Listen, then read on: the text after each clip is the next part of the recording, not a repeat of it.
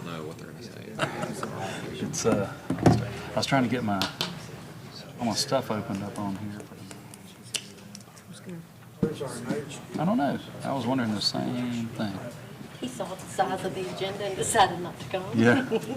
He's like, I saw that agenda the other day. I said, maybe I got a cold coming on. That's what I said about Adam. Adam did that, I think.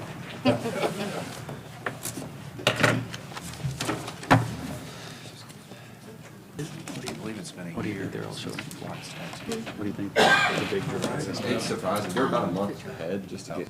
Yeah, I'm not even. It's surprising. That's it, yeah.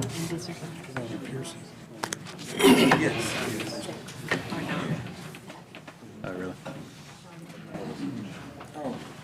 About the history. Oh, really? Well, that's what I was thinking.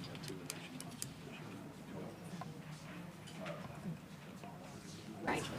I don't care. I don't.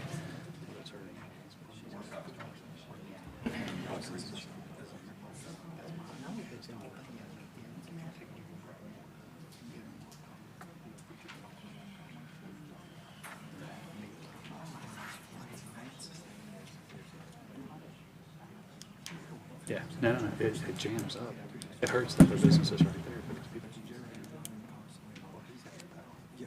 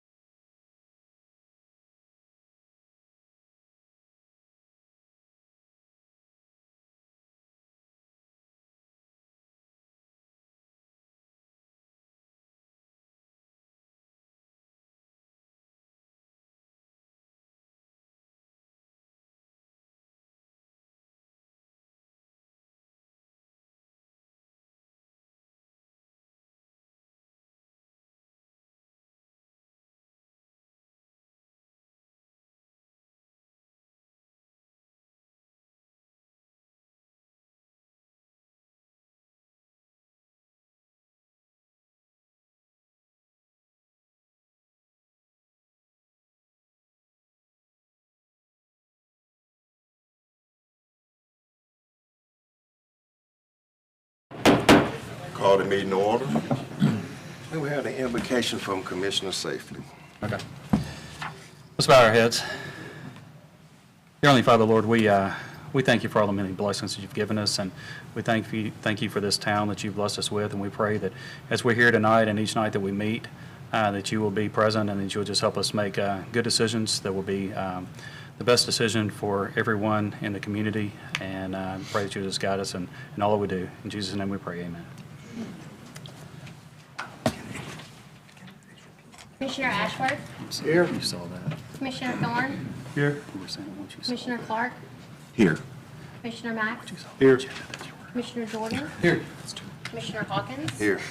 Commissioner Skeen, Here. Commissioner Safley. Here. Has everyone had opportunity to review the minutes? And is there a motion to approve the minutes? Make a motion. Is there a second? Second.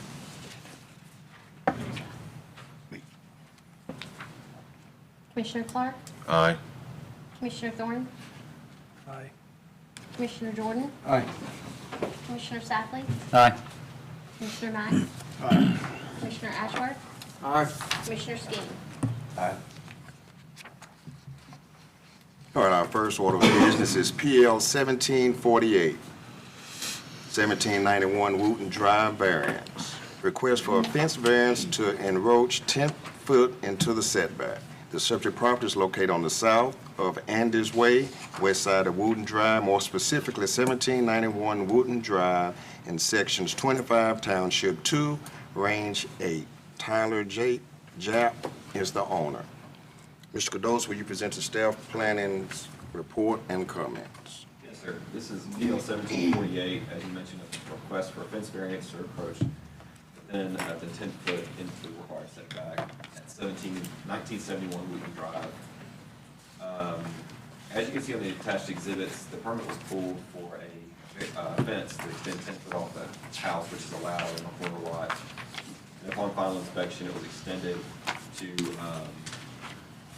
provide for a gate along the driveway along that corner lot, which is the 10-foot encroachment towards the street there. On the discussion portion of your staff report, the approval or denial criteria for all variances, the next three applications are variances, so I'll read them once for the record.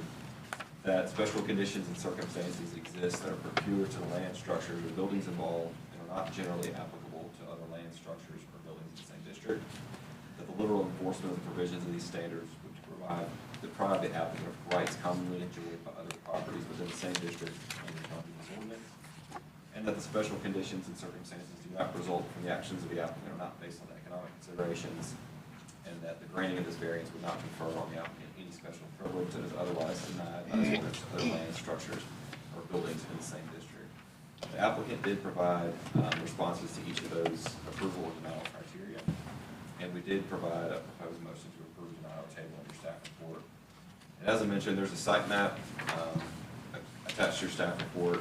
The house is not reflected in the aerial just because it is such a new home, but there's a picture of the fence on the second page of the exhibits, and the third page lists what was submitted for permit application. That concludes the staff report. I don't know if you got any questions. I think the address is wrong on the staff report. It's 1791. Transpose? Yeah. Okay, yeah, 1791. on Wooten.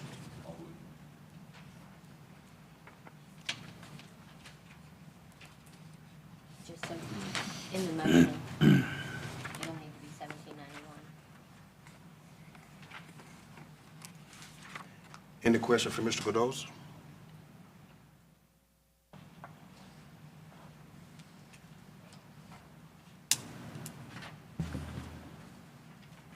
Would the applicant please come forward and state your name and address in its entirety?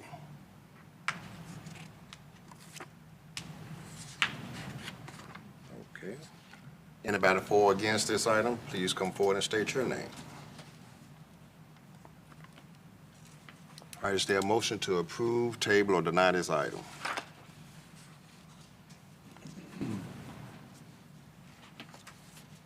I'll make a motion to table it until we have somebody here to represent it. I second that.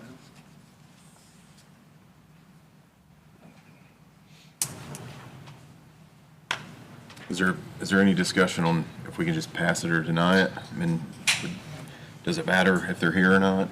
Can, No, not really. yeah. I mean, just so we don't have something, a fence variance on our next meeting or whatever. I mean, it's a good-looking fence. I don't see any reason why not to.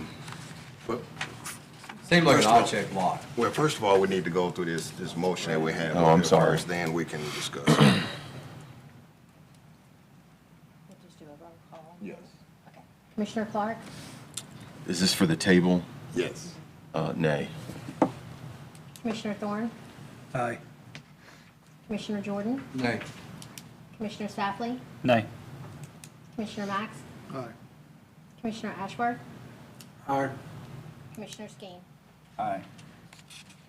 The motion to table this item passes. The next item is PL 1754, 1946 Wooten Rd Variance. Request for a fence variance to encroach 10 foot into the setback. The subject property is located on the south side of Miller's Way, east side of Wooten Drive, and more specifically 1946 Wooten Drive. Sections 28, Townships 2, and Range 8. George Woldt, owner. Mr. Cados, will you present the staff planning comments? Yes, sir. This is a very similar request to our last application, located just north of the same site. PL 1754 for a fence variance to encroach 10-foot required setback at 1946 Wooten Drive. The applicant did provide a sketch of the proposed fence on the four-pager staff report. As you can see, the 20-foot extension towards the north is the encroachment of 10 feet. You're allowed 10, he wants to encroach an additional 10 for a concrete pad. The same approval or denial criteria is listed in your staff report, and the applicant did provide a response to each of those. And same as the last application, the aerial does not reflect the home just because it is a new home recently completed, but it's just north of the previous site in the previous application. I'm available if you have any questions. Concludes my report. Questions for Mr. Cadoza? Would the applicant please come forward and state your name and address in its entirety?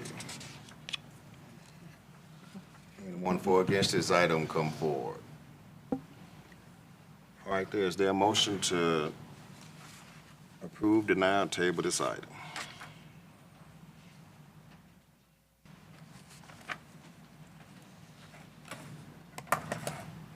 I mean, it goes hand in hand with the last one we just Yeah. did, and make a motion to table it until we have representation. Okay. And it makes it harder too without the pictures. Is there a second? Commissioner Clark, Nay. Commissioner Thorne, Aye. Commissioner Jordan, Aye. Commissioner Safley, Nay. Commissioner Max, All right, Commissioner Ashworth, Aye. Commissioner Skeen. The motion to table this item passes. Next item is PL 1757, 54 West Robinson. Request for a variance to the allowable size of an accessory building. The subject property is located on the north side of East Robinson Street, east of Northview Street, more specifically 54 West Robinson Street in Section 13, Township 3, Range 6. Richard Korthauer is the owner of the property. And excuse me if I messed up that last name. Mr. Cadoza, will you present the staff report and comments? Yes, sir. This is PL 1757. It's a request for variance to increase the allowable size of an accessory building at 54 West Robinson Street. The applicant's requesting to expand the existing detached garage as described in the attached exhibits. The same approval and denial criteria are from the last applications. And a little detail on this one. The adjusted area on the tax roll of the home is 2,159 feet. And with the size of the lot, you're allowed 50% of that square footage for accessory detached buildings. The existing 864 square foot building with the proposed expansion would be 1,162, and the allowed area is 1,079 feet. So just about a 100 square foot difference in what's allowed by ordinance versus a variance request. He did provide a drawing of the proposed carport addition to the shop on the attached exhibit, and on the aerial, you can see the large detached structure that he wants to have here on the north side of the property. Backs up the railroad tracks. There weren't any neighbors on the northern side of the property.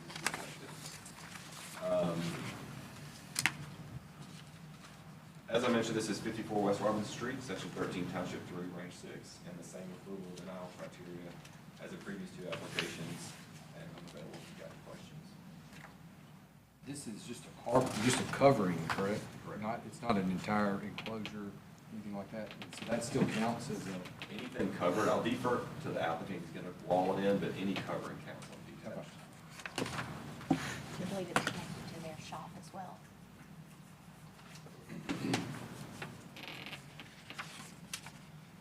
Would the applicant please come forward and state your name and address in its entirety? Mr. J. Korthauer, 54 West Robinson Street, Hernando. Is this going behind the existing structure? I built a big workshop, and there's a roll door that would sit right there. And as far as I'm concerned, it's portable, so you move it. You know, it's not a It's not a garage, it's a carport, a light structure. I bought a boat, I retired. The boat's sitting in my shop, I can't use my woodworking equipment. So I want to be able to pull my boat out, cover it, the rain can't get on it, and put my workshop back to what it was. That's what I'm asking. I feel I keep everything on my property neat, clean, painted, and try to do the best I can to keep a nice property. I'm familiar with your property, it looks nice. So, good. So that's, I mean, I have a picture of the building, but I drew it on the drawings. Thank you. One second. Sir, sir, What? just in case somebody else has any more questions for me. It's not, no sides on it, it's just a roof. Just a roof. I mean, it's got tiny sides. The roof comes down and it runs, I don't know, about a foot, I'm gonna say it, and that's it. Probably bracing as much as anything. That's basically why it's on there. Any other questions for the applicant? Thank you. Anyone in support or against this item, please come forward and state your name and address in its entirety.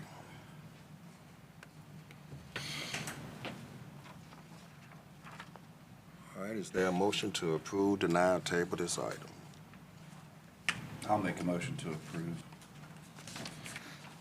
Second.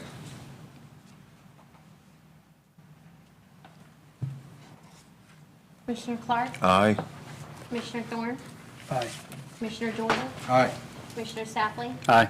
Commissioner Mack? Aye. Commissioner Ashworth? Aye. Commissioner Scanlon? Aye. The motion to approve this item passes. The I have a next item. question now. Thank you. Now that it's approved, what, do I have to come back to the office? Okay. And then- You'll just need to make your application. After 10 days, Austin? He's already made it, maybe 10, but I'm not sure. We may have we'll check it. PL 1752, Winningham, Section E. Final plat approval, final plat request for the final plat approval for Wilmington Estates subdivision. Section E consisting of 26 single-family residential lots located west of Andes Way, west of Miller's Way, in Section 25, Township 2, south. Range 8, west. Lloyd Miller representing Willingham Estates. Mr. Cadoz, you present staff report and comments.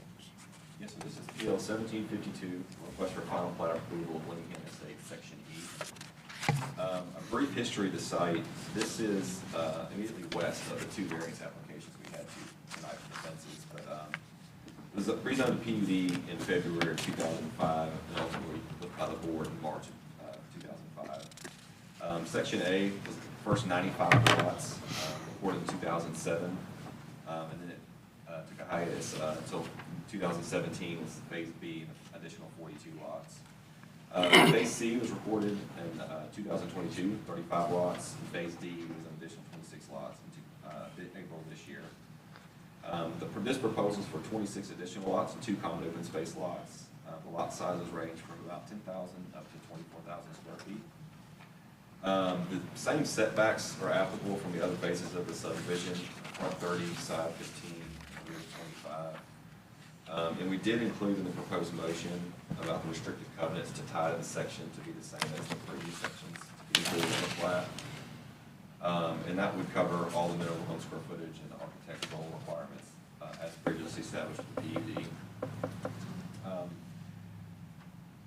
We mentioned this at the last application, but it's worth noting again, since the reporting of Phase B, a construction entrance has been built on Highway 51, which is significantly up the construction traffic of the existing subdivision.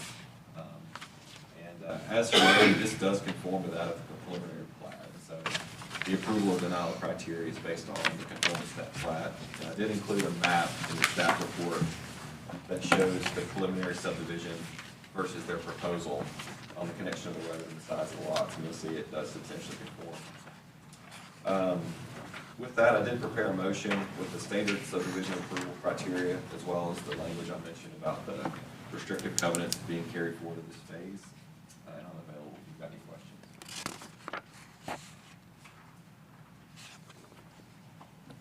Any questions for Mr. Cardoza? Would the applicant please come forward and state your name and address in its entirety? Andrew Richardson with R&H Engineering, 231 West Center Street, Hernando. I'll be happy to answer any questions y'all may have.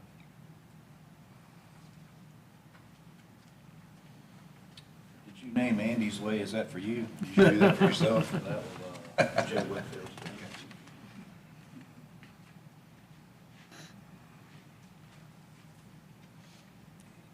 This will include that large common open space that we've kind of been building around for, I guess, several years now. So this will include that large common open space in the middle of the property. Is that common area going to be developed, or is it going to leave it green space like it is? It's green space. Yeah. The developers kind of unbrushed it, cleaned it out, and kind of looks nice now, so.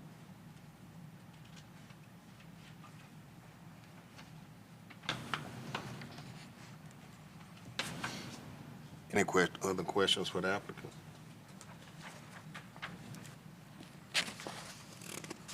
Thank you. Anyone in support against this item, please come forward and state your name and address in its entirety.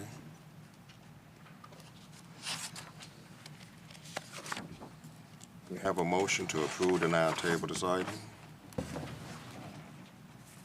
I'll make a motion to recommend a final plat approval for Winningham Estates subdivision, Section E, consisting of 26 single-family residential lots, north side of Nesbitt Road, east of Winningham Drive, and west of US Highway 51, Section 25, Township 2 South, Range 8 West, based upon a finding that the submitted final plat generally conforms to the city's requirements of the city's codes and ordinance, subject to the conditions set forth in 1, 2, 3, 4, 5, 6, 7, 8, 9, 10, 11, 12. Second. Commissioner Clark? Aye. Commissioner Thorne? Aye. Commissioner Jordan? Aye. Commissioner Safley? Aye.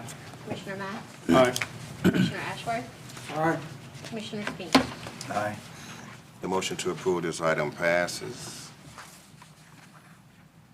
PL 1756, Jefferson Section E, final plat. Request for final plat approval, Jefferson Estates subdivision, Section E. 35 residential lots and 2 common open space lots on 17.33 acres located on the south of Holly Springs Road, east of Jaybird Road in Section 21, Township 3 South, Range 7 West, Zone PUD, Planned Unit Development District. Andy Richardson of R&H Engineering and Surveying representing Robert Reiner, the property owner. Mr. Cardoza, protect the planning and staff's report and comments. Yes, sir, this is PL 1756. The request is for final plat approval of Jefferson Estates, Section E. Similar to the last application, this is also zone PUD. This rezoned that designation by the Board of Supervisors in 2003, annexed in 2005. A brief history, Section A was reported the first 70 lots in May of 2007. Similar hiatus to the last application with Section B coming in December 19th, 2018 for an additional 43 lots. Section C for 26 residential lots was reported in August of 2020. And Section D was 21 lots, 1 common open space in July of 2021. This is Section E, 35 lots, and will complete the subdivision. This is the final phase of Jefferson Estates. The residential lots range from 10,000 up to 29,000 square feet. And the extension of Woldt Drive and Northview North, and all the streets in Section E do have the same 50-foot right-of-way. The setbacks are the same as the additional phases, front 25, side 5, rear 20. And similar to the last application, it is proposed, and I included in that proposed motion of a joinder to include the same covenants as A, B, C, and D with Section E, as described in the PUD document. I did also include the same map as the previous application of the preliminary plat versus the final plat that's been included. And this does substantially conform to the the preliminary that was submitted with the PUD rezoning. And on the proposed motion, I've got all the standard subdivision approval criteria, as well as that joinder for the covenants that I mentioned. The same representative is representing this as the Winningham application, and I'm available if you've got any questions.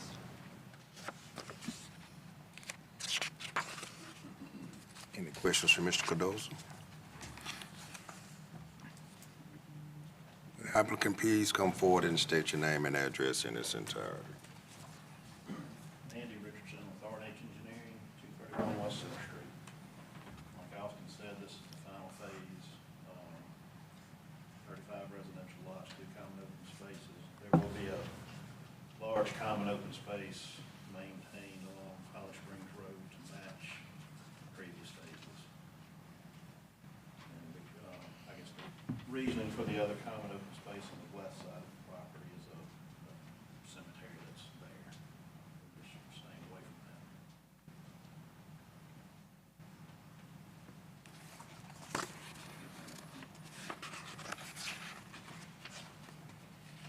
Any questions for the applicant?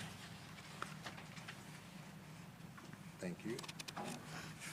Anyone in support or against this item? Is there a motion to approve table or deny this item?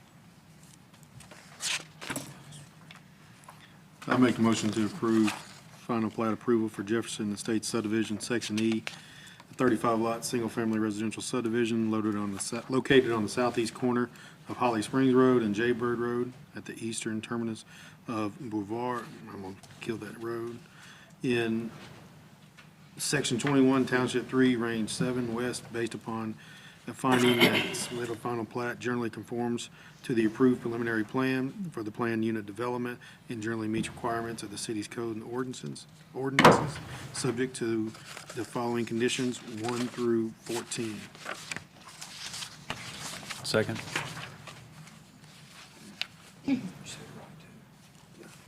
Commissioner Clark? Aye. Commissioner Thorne? Aye. Commissioner Jordan? Aye. Commissioner Shapley? Aye. Commissioner Mack? Aye. Commissioner Ashworth? Aye. Commissioner Skeen? Aye. The motion to approve this item passes. Next item is PL 1749, 1985 Holly Springs ADU conditional use. Request for additional use approval for accessory dwelling unit. The subject property is located on the west side of Jaybird, south side of Holly Springs, in Section 20, Township 3, and Range 7. Clay Wilkerson is the owner. Mr. Cardoza presents a plan and staff report and comment. Yes, this is PL 1749, as you mentioned, a request for accessory dwelling unit. The June 21st, 2022 board meeting of the Board of Aldermen passed the ordinance amendment that allowed this application to come forward. And so with the conditional use, there's 3 additional criteria that the applicant's going to address on the requirements for an accessory dwelling unit. That one, it's required to meet the same setback as the principal dwelling of the home in the zoning district, in this case, agriculturally zoned. B, that all property be vested in single ownership, so you can sell the dwelling unit separately, it's got to be vested with the same. And C, that the exterior appearance of the accessory dwelling unit is compatible with the character of residences in the neighborhood or immediate surrounding area. And I'll let the applicant speak to that also in just a second. In the discussion portion of the criteria, this criteria is the same for the next 4 applications, with it being a conditional use, and I'll read them once for the record, but how this proposed use will not substantially increase traffic hazards or congestion, how it will not substantially increase fire hazards, how this will not adversely affect the character of the neighborhood, and how this will not adversely affect the general welfare of the city, how it will not overtax public utilities or community facilities, and then the conformance of this application with the city's general development plan. The applicant did provide responses to each of those, and generally speaking, the proposed cottage is for his mother, and they want to move the family member into a small cottage, about 1,000 to 1,200 square feet, and the utilities of which will be stubbed off of the home on the property. I'll let the applicant speak a little bit more to the specifics of the construction materials, but I did include proposed motions to approve or deny in your staff report based on that approval and denial criteria. We did include a site map and an aerial in your staff report, and I'm available if you got any questions. Any questions for Mr. Korthauer? Would the applicant please come forward and state your name and address in its entirety?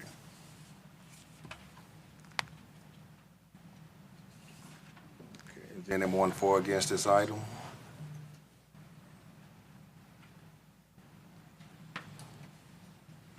All right, is there a motion to approve, deny, or table this item? Make a motion to table this item to the applicant be present.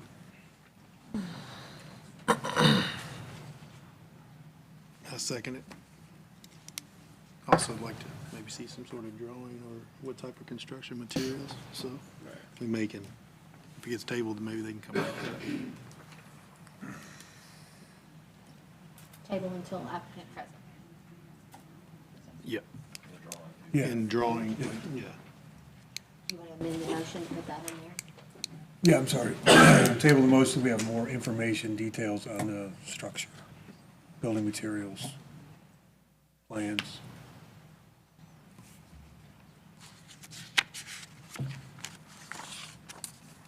Commissioner Clark? Nay. Commissioner Thorne? Aye. Commissioner Jordan? Aye. Commissioner Safley? Aye. Commissioner Max? Aye. Commissioner Ashworth? Aye. Commissioner Skeen? The motion to table this item passes. The next item is PL 1751, 74 East Commerce Street, food truck conditional use. Request for conditional use approval for a food truck. The subject property is located on the north side of East Commerce Street, east side of Northview Street, in Section 13, Township 3, Range 8. Clara Anger, representing Don Brashear, the owner. Mr. Korthauer, will you present the planning staff report and comments? So this is PL 1751, and the request is for a food truck operation to be at 74 West Commerce Street. Clara Agner is here tonight representing the application. And the recently passed food truck ordinance has provided in commercial districts the option for a conditional use application to account for a food truck operation. And as typical, you can stipulate hours of operations, customers allowed, or other approval denial criteria that directly relates to our discussion, the 6 questions that we address all conditional uses with. The applicant did provide a narrative detailing her request. Generally speaking, she's requesting to host a food truck in front of the store up to 5 times per month. And additionally, on the weekends, 3-way bagels have been requested to operate from approximately 8 a.m. to 10 a.m. on Saturday mornings. And they did provide in the application some of their community outreach opportunities that they offer with the food trucks.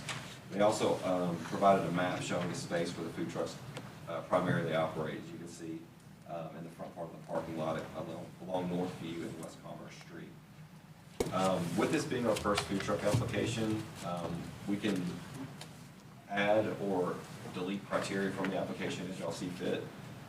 But all those questions need to be structured around the discussion criteria of those 6 questions about traffic, fire hazard, general welfare of the community, just as other conditional uses are vetted. The Aggers are here tonight, and I'm available. I'll add too, I know I talked to Commissioner Max previously on the phone. He was asking about the ordinance requirements of what's been in place for the administrative side of things that we catch after the fact. And in the ordinance, we do require that they secure all necessary approvals from the Department of Health, provided a plan for bathrooms or public parking, which I think will be discussed tonight. Are required to have a business license through the planning department. We do a use and occupancy inspection through the fire department as he sees fits. And that the sales tax number issued by the State Department of Revenue designate them as a City of Hernando business. And there's some of those details that we'll address tonight, but those are the administrative functions that we catch after the fact to have this approval or not. So just for your information, and I'll turn it over to you. Any questions for Mr. Korthauer? Would the applicant please come forward and state your name and address in its entirety? Josh Agner, 377 Shady Grove, Hernando, Mississippi. I'm representing Clay. She wasn't able to be here tonight, and Vance Daly is representing us. He should be here shortly. I just saw him run past the window. I swear. I can feel tunnel, he's walking in, but we've done food trucks for 4 or 5 years. Always been community outreach type things, giving percentage back to charities, different families with kids with health issues, parents with health issues. Just trying to do community outreach things, better the community. We've never had an issue with any of our food trucks. It's never been a public safety issue, public traffic issue, bathroom issues or anything. So just filled out the application to do it the way the city needs us to do it.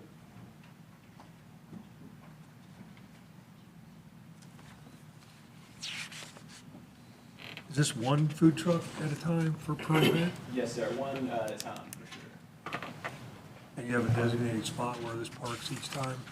Yes, sir. We usually do it in like the last 2 to 3 parking spots, depending on the size of the truck, away from the building, so it doesn't draw too much on the building, so it's not so busy right there next to all the other businesses in the strip center. Is that where that one truck always parks out front? Yes, sir. Lobster truck, I think it is. Yes, sir. Okay. Mr. Agner, have you ever had any negative feedback from the other restaurants in that strip center? No, sir. Nothing in the strip center has ever had any issues with the things we do. And we try and do restaurants that aren't represented in the strip center. We never try to do a Mexican themed food truck or anything that does sandwiches, typically the Subway. We try and be the best neighbors we can with the people that we work around and work with. So do you think that just by the sheer fact of it being another food item, it's not in competition to the brick and mortars there? Even though it's not the same type of food, which may actually even be a little more intrusive because now it's an offering different than what they have, so people that might be coming into the strip there shopping may not go and eat at the brick and mortars that are there already. So you don't think that's... It's possible. Like I said, we try and have stuff that doesn't compete with anything that's in the strip center so that we don't encroach on their business. But your primary business is not food, correct? That's correct. But theirs is? Sure. Okay. All right. And y'all never have any issues? I've been through before where, when it is busy there, where you're talking about sitting and not being, I've been through there. It is kind of cumbersome getting in and out of there sometimes with, when there's a lot of people at that entrance. So y'all haven't had any problems whatsoever? None that we've ever been made aware of. Following Commissioner Clark's question about bathrooms, have you heard any feedback about the other brick and mortars, customers that came to your events using their public bathrooms? As far as I'm aware, I think us, the Mexican restaurant La Siesta, and Subway, the only ones with public restrooms. No one's ever had a complaint. We never had anyone from either of those places come and say anything to us. So we've never been made aware of it. We actually have people come from next door to the Mexican restaurant all the time to use our restrooms because they're cleaner and nicer. How do the food trucks that you have, do they draw power? Is it all electric or do they use generators? They do use generators. So they don't run, there's not like extension cords running from the building No, sir. over there, anything like that? It's all self-powered? Correct. Okay. Yes, sir. One question that came to mind when he mentioned it depends on the size of the truck, the number of parking spaces. Do we have anything in ordinance that talks about is it a cutoff? Is the size of a food truck that we have, or? Nothing in the ordinance, no, sir.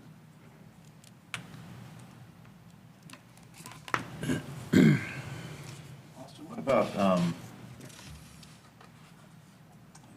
there's code for a certain number of parking places for the existing buildings. And if we take up parking places with a food truck, is there any talk about that? How does that? So the way the ordinance was designed was almost a case-by-case basis because each of these applications are so unique of not only where they are, but what they are. And so in this case, I do know that the parking lot is probably already undersized. Now, whether that is a significant enough effect on the existing traffic, I don't know. But to your point about the calculation, there is a calculation on the occupancies versus how much parking you're supposed to have. But the way it's addressed in the ordinance is it's totally on the floor of the conditional use of how they're to address it.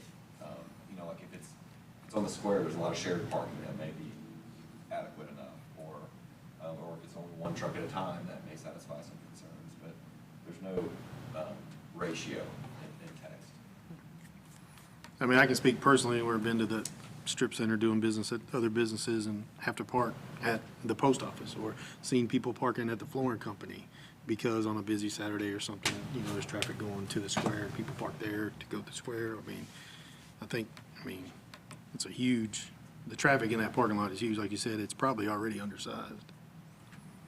And then also too, the brick and mortar businesses in the strip center and also across the street from the strip, and their brick and mortar. You know, there's other restaurants directly, almost adjacent on each corner across the street. So, According to this map, you got it marked off using 4 parking spaces. That's at the maximum. Some of the food trucks are bigger than others. We've had, like the Cousin's Bank Lobster truck is probably the biggest one we've ever had. I think it's a 27-foot truck. So that's allowing a little bit of extra space on each side so that, you know, a car can park next to it and still be able to open the door without any issues. Most food trucks, I think, have taken up anywhere from 2 to maybe 3 spots if it's smaller. So basically for the general discussion, so the conditional use would not use more than 4 spaces. So that would accommodate up to that truck and anything smaller, but not over 4 spaces. Yes, sir. but that's just for the truck itself. That's not counting Yeah. patrons visiting the truck. Just trying to work through it. Austin, is there anything in a parking situation like that where there are multiple businesses, is there anything that designates that based on the size of the business, that certain number of spots are for each business per se, or? In the calculation, so like when a tenant comes in, like a retail store is different than a restaurant based on their occupancy. The problem with a shopping center like this is it's not really defined whose parking is what, especially if they're opposite hours, like a law office and a restaurant. And so we just use a fair enough calculation. You know, if it's all restaurants, then I think obviously a lot more parking, because peak hour would be a lot worse. Right. But the parking calculation, the ordinance based on a single business and a single number of parking spaces, and we just interpret it the best we can when there's multiple tenants. So in a situation like this where you do have food trucks and you have your special events, you do see a boost in foot traffic and people there? Yeah, yes, I believe all the businesses in the strip center experience that in a positive way. With more traffic, more people. But if they're there, seeing it. but if they're not at the other businesses and they're coming for your event, then potentially some of those spots that need to be used for the other businesses could be taken up because of the truck being there. Do you have any proposed hours of operation? We never do these events longer than 4 hours. That's at the max, and usually it's in the afternoon hours or in the morning hours. Like was stated in the thing, the bagel truck or bagel guy, he's there from 8 to usually right around 10 is when he sells out every Saturday. So he's not encroaching on the Mexican restaurant's hours of operation or Subway. So he's there for a short time, and other food trucks, like I said, we've done in the afternoon from 12 to 5 or 12 to 4, 1 to 5. Just different hours based on different times of year with weather. What are your operating hours? 10 a.m. to 6 p.m.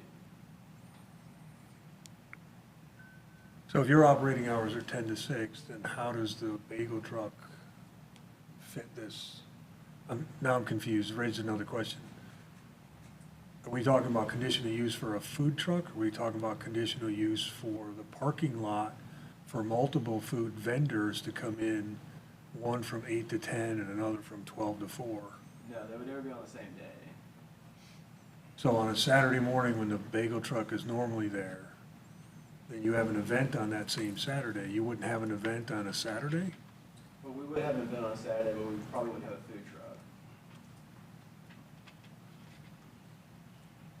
I'm not following, because I've seen food trucks at your events. Yeah, sometimes the events will be on Sundays, especially closer to Christmas, when we're open on our hours of operation, or open on Sunday from typically 1 to 5.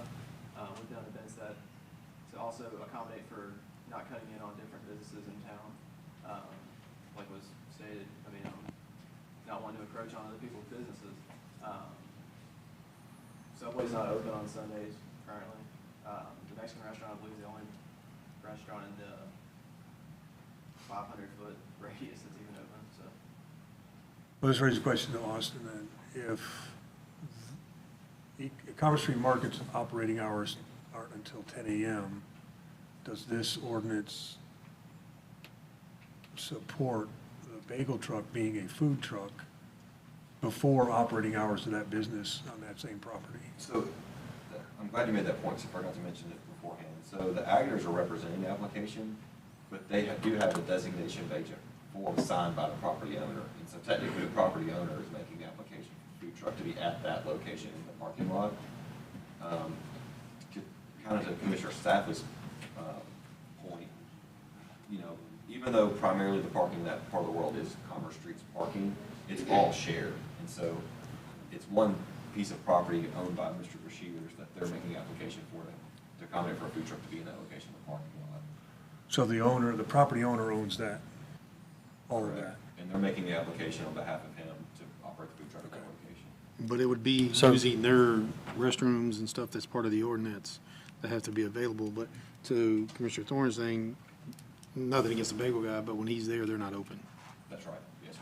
So that brings a question, because a lot of the application stated the benefit of it being all of the fundraising you do through this, but if it's not even there during their hours of operation, and it's not even you with the application, it's Don that's requesting the application, how does that really align with So they made the application, he just had to sign off on it for them to be able to make the application on his property. So he just approved it, but it's not really him applying for the application per se, it's for the, okay.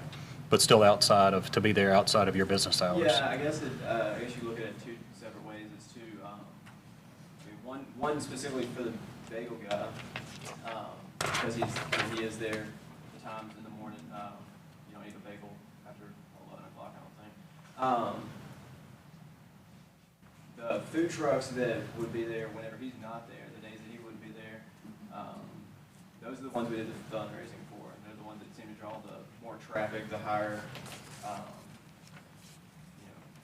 amount of people that would be donating to the events that we have, the causes that we support.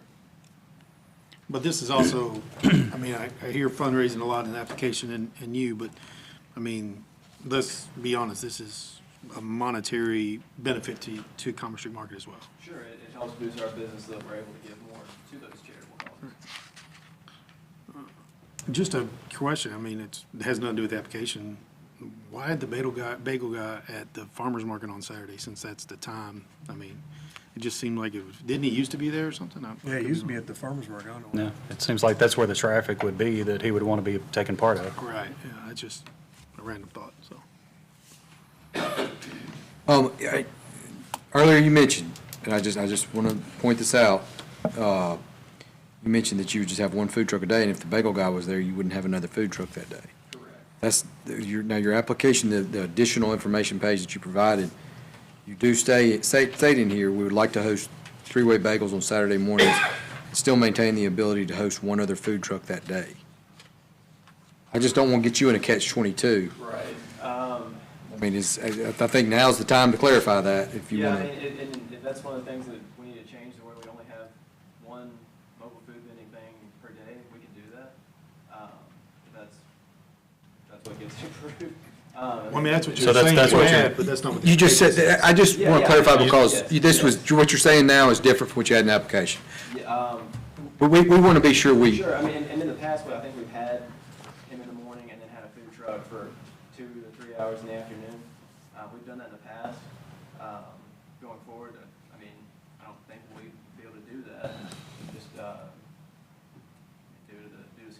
so.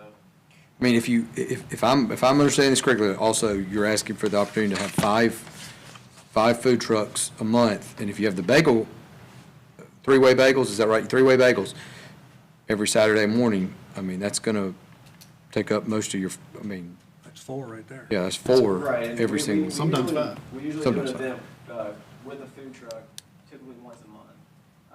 It's one of those things that it takes time to plan, it takes,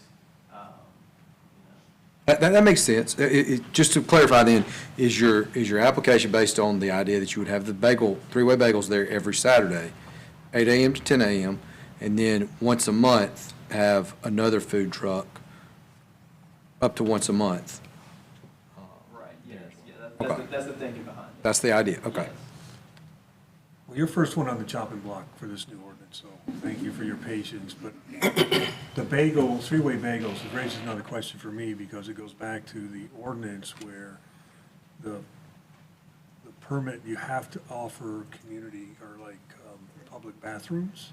And with your hours of operation not open the time that he's there on Saturday mornings, does that not negate three-way bagels permit to be on that property?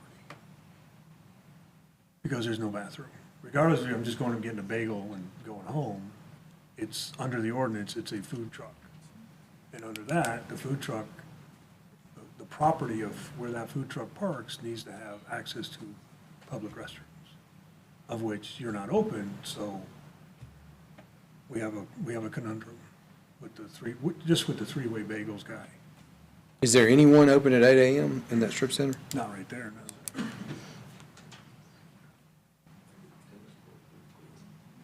Yeah, the tennis courts do have restrooms on there. Yeah, but you're gonna have customers crossing Commerce to go to the That's not- restroom? That's not a a, safety concern there.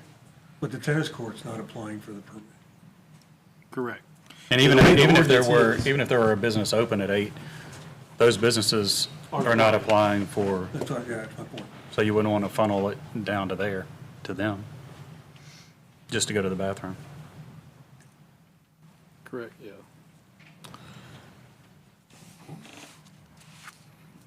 Since this is our first time going through this, another thing we need to think about is the presentation of the food truck. The food truck is there, some like the white picket fences, anything to make it kind of pleasing to want to go in and see it. So we need to make sure it's not too much of that when people come up with a food truck. Yeah, I mean, this is the commercial. tonight's applications, like I say, this is, the city ordinance is new. This is gonna set a precedence for the applications that we're gonna see Yeah, coming after. and that's one of my concerns, and I know when we first started talking about it, one of the concerns was that, and I think a lot of us are in favor of the food truck idea, but for me, one of the big concerns was I did not want to see it become a problem for the local brick and mortars, that they're investing in our community, they're investing in everything that goes with building and promoting those businesses. And so I understand, like, if it's a situation where you have a mobile truck park somewhere where that's what it's tailored to, that's great, but when you're having trucks that are parking in parking lots of other brick and mortar businesses in that same industry, whether it's the same cuisine or not, they're still in the same industry. That's what I don't want to see, is them having to local businesses having to compete with somebody that just drives up and says, all right, here I am. Yeah, there's a lot more expense to Right. having a brick and mortar than a food truck, obviously. I mean, Right. that's why food trucks exist. No, nothing against food truck, everybody loves Right. food truck, but, having a brick and mortar is gonna cost more to that restaurant and have more overhead expenses than the food truck, which explains, I agree with you, Mr. Safley. I guess is there any questions that we need to ask for any I other? totally agree, but as a consumer, if I'm driving down, I see a grilled cheese truck for $1, I'm like, there's no place to get a grilled cheese sandwich, so I might go to the food truck, I mean, there's Yeah. the other That's- side of that coin. That's But- not what. We're not opposing. We're not opposed to trucks. I think it's a great idea, but if you have a mobile truck, like for example, up in Memphis, there's a couple of different ones, and I've been by them, and you can go in and you have a selection of different foods to choose from, and that's what that area is designated for. That's a food truck park. The trucks may be different from time to time, but there are no brick and mortars around there that are having to compete with that. Yeah, I think we're saying the same thing, because the ordinance, we have the commercial conditional use for events, but then there are also the food truck park. Right, but you can't use my thing is, Two you can't use an different things. event as another business plan. You know, I can schedule an event 5 times a week at my business if I want to. Well, I think the problem is there's 3 restaurants in that strip center Right. already. And that's why it just gets very watered down. And there's another restaurant across the street as well, I think, so. Two or three. You got the coffee Coffee place serves place. food, and then you got the hot wing place, and Well, the wings place, I didn't even think about it. Yep. let's pull up this. We need to open up to questions for the for or against people, maybe? I don't know. Any other questions for the applicant?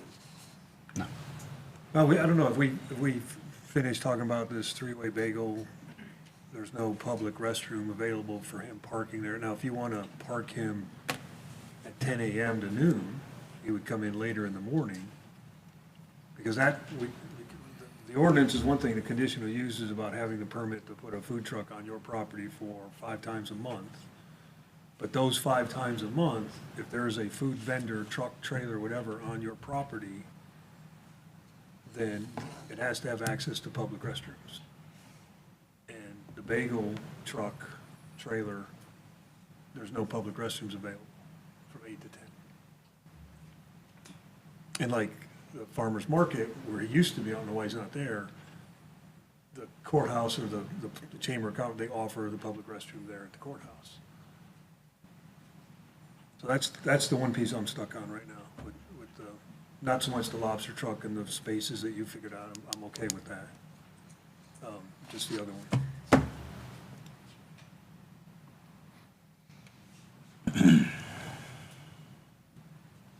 So would that be something you would come in a little early so that it could be there or not? We can do that, that fixes that issue, sure. And what is your, you open at 8 or? We could open it, normally open at 10, but we could open 2 hours early to accommodate for that. So for the conditional use, then, is that you would change your business hours from 8 a.m. on Saturdays to accommodate one food vendor? I think that the appropriate way in the motion would be to make sure that no food vendors operate outside of business hours. Okay. And then what was the other condition? The other one is 4 hours? Let's do this. My name is Such- Darren Downing, and I'm Claire Hagan's father. And I love the discussion, I appreciate it. Safely. Safely. So a couple of different perspectives, and a couple of different ways to handle it. We could definitely bring in a porta potty. You could suggest either the hours of operation change, which they could, or we could bring in a porta potty. I don't know if that's most desirable as far as looks, but like you said, it's something that you feel like it needs to be. It's never been a problem, never been an issue in doing these events for 4 or 5 years. No one's ever requested it, no one's ever complained. But if you said, hey, you can do it, but you gotta have a public bathroom, well, we'll stick a porta potty out there. I think it'd be ugly, but. It would be We'll do ugly. it. Let's do it. That would be ugly. Yeah, it's not a problem. The thing I really want to address is I'm not sure that I understand or agree with you on this competitive nature between food trucks and restaurants. Okay. I understand what you're saying, and I've owned a business, been connected with a business here in Hernando since I was 11, and I'm 58. So I don't see it as an issue. In other words, there's different ways to distribute, product. And we all know that, there's innovative ways to put one up, you like them, you enjoy them. So I think the town needs to, and this board particularly, needs to decide, do you want food trucks or do you not want food trucks? And if you want food trucks, let's figure out a way to make it happen.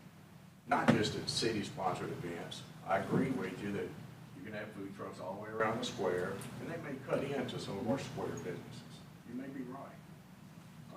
We have restaurants, drive-in restaurants, brick and mortar restaurants around the square. When we do these events, everyone enjoys them. A lot of people come out, that's how you can tell they enjoy it. That's how you can tell they enjoy the events at Commerce Street Market. A lot of people show up. Public approves obviously. But I don't see that there's a competition. In other words, you know, if you took a brick and mortar business, and this is just my opinion, and I've operated a lot of successful businesses right here. I know how you've operated, and I'm not suggesting you hadn't operated a bunch of successful businesses, and you may have. But if you took any business and put its contribution to the city, and say divided it by 24 hours, these food trucks do the same thing. Now you'd be dividing it same amount, multiplying it by 4 if they're willing to. So it's not that brick and mortar necessarily contributes anymore. And that's somebody that owns real estate, has championed brick and mortar businesses and convenience stores. So I don't think that there's a competition. I will say it's another way of distribution, just like, I don't know, this old company started out and FedEx did everything they could to fight it as a form of distribution. UPS did everything they could to fight it, even employed lobbyists to try to fight it. It's a different form of distribution. And people were against it. I think, And it's called Amazon. You may have heard of it. well, yeah. And even though it's a different form of distribution, they make it bad. So I don't think these food trucks are bad. I do think that Commissioner Hawkins is right, that, you know, this is uncharted territory as far as regulating. We've been doing it for 5 years. So this is uncharted territory for trying to regulate it some way. And I get it. And it's going to be kind of tough, you know, because I know that some businesses out here do offices, like you say. What business did you own that you said you could have a That I could. event? I own Discount Depot here in Hernando. I mean, you can, anybody who owns a business can have an event anytime they want. That's exactly right. So, Whether or not they put a food truck, that's what we're trying to figure and out. where I'm coming from that is, say, the existing business that they have. I agree that it's a very beneficial relationship with them being in the strip center there. Because when people come to shop at their store, then they're more likely, because they're there, if they're hungry, to go next door and get something to eat. When people go to La Siesta or Subway to eat, they're very likely to say, hey, we're right here, let's run in and go look around. That's a very good relationship there. That's a Now, synergy where it is. So where the competition comes in that you don't agree with is, to me, anytime you put two businesses that are in the same line of business beside each other, it's natural competition. So if somebody pulls up in there. Is it the city's position to regulate one Because- business over the other? Hmm? Is it the city's position, or even have the ability to regulate, you know? does this- Well, they're asking for a does this- conditional use, correct? Does this Mexican restaurant compete with the hot wing place? Yeah. Yeah, but there's one thing about it, the brick and mortars can't pick up and move to another parking lot. Well, then maybe- And the fact that they're here for conditional use is asking for permission, and yes, we do have a say in it. Conditional use, if I understand it correctly, it's 4 years. Is that right? The length will be determined by the board. I got you. So it's a temporary basis. You know, I think this board is gonna be taxed with the situation of some of the decisions you make may be wrong. So, I mean, the cool thing about it is, you know, it's a conditional use. So you put a time limit on it, you see, out of 5 years, there's been no problem whatsoever. And if there has been, you know, let's see it. You know, we've never had a formal written complaint. If there has been, let's see it. So we may be creating a problem where there's not a problem, at least it had been. I would, you know, I would say if we want to do food trucks, let's figure out a way to do it. And. That's what we're here for. That's what we're trying to do. That's why the ordinance has came into play, because we're trying to govern it. We just can't let every food truck park down Commerce Street. I don't think they would always say no food trucks on the square because we've got restaurants around the square. I mean, I don't think so. Nobody said that. Do what? Nobody has said no food trucks on Yeah, the square. and I wouldn't say it either. So, yeah, I'm with you, we're on the same page. Nobody's I against don't food think you should trucks. say no food trucks in this area because there's other food in this area. I mean, I get it. But I think maybe the compromise is to put a short fuse on it. I don't know that we're compromising anything. Let's get back to the point at hand here. There's been an extreme interest and demand for food trucks in this town for a couple of years. Several times. Right? So, the city of Hernando has put together an ordinance to say, okay, let's invite food trucks in there, but we have to like you said, we have to regulate that. And again, you're on the chopping block, you're the first one. So, welcome to the club, and we're gonna help figure this out. And the conditional use, I'm not gonna get ahead of the game, but I would recommend we start with a year. And then you help us figure out what's working and not working, so we can massage this ordinance over the conditional use of these permits over time. It's not a question of whether we want the food truck or not want food trucks, or whether there's competition. There's gonna be some people that love the idea, there's gonna be some people that hate the idea. We're not gonna satisfy everybody, right? But according to the ordinance that we've mapped out, the permit to have a food truck must require public restrooms or community restrooms or something to accommodate that. So that's where we're at with the one particular request, 5 food trucks a month. In this case, specifically, the bagel guy 4 times a month, and then another truck once a month per events. The bagel guy, when he goes on your property or on that parking lot, he's not there during hours where there's public restrooms available. Therein lies the problem that we have to solve tonight. That's either changing the business hours so that it's open. I don't like that one. These are our options. It's not, we're not, and you're taking the emotion out of it. We have to solve the problem that either public restrooms have to be available between 8 and 10 in the morning for the person who's applying for the permit, which is e-commerce market, or tell the bagel guy, you can't come on my parking lot until 10 a.m. That's the other option. Or don't come at all. Earlier, and there's nothing emotional about it. You can scratch your bagel guy, make him stay in Oxford if you want to. I don't care. That's what's at the table. But if we want him, then we gotta accommodate him, and we can do a porta potty, looks nasty. I don't know that we're gonna do a porta potty. No. Well, it's a public thing. I don't know if it says you can do a porta, I don't know. Does it say you can do one? We say we don't do it. I mean, I know I'm not gonna it's approve a about the porta railroad potty track, in a but parking lot. Doesn't seem to bother anybody. The porta potty when you come into town, right on your right. At the railroad track. At the railroad track. I think that's for the farmer, dude, he's got, for maybe the guy that sells produce. Yeah, and I'm not saying it's bad, but just right there in the town, nobody, you didn't even notice. So, it doesn't matter, we do the porta potty, I do the porta potty. The hour thing seems a little much. I think that we. Well, I'll give you this. We'll talk about the porta potty, but I don't know, what do y'all think about a porta potty in the ordinance? I don't even, that's even part of the ordinance. So the ordinance just says you have to have a plan for bathrooms, so if you share with a bunch of tenants, these would be open at that, and where you build bathrooms, or, so it doesn't prohibit it explicitly. I would expect some fee. But they would have to, put in the plan, part of if you're gonna have a conditional use and your bathroom plan is a porta potty, that has to be on the application. And I would expect much Or they more. have to be an ordinance.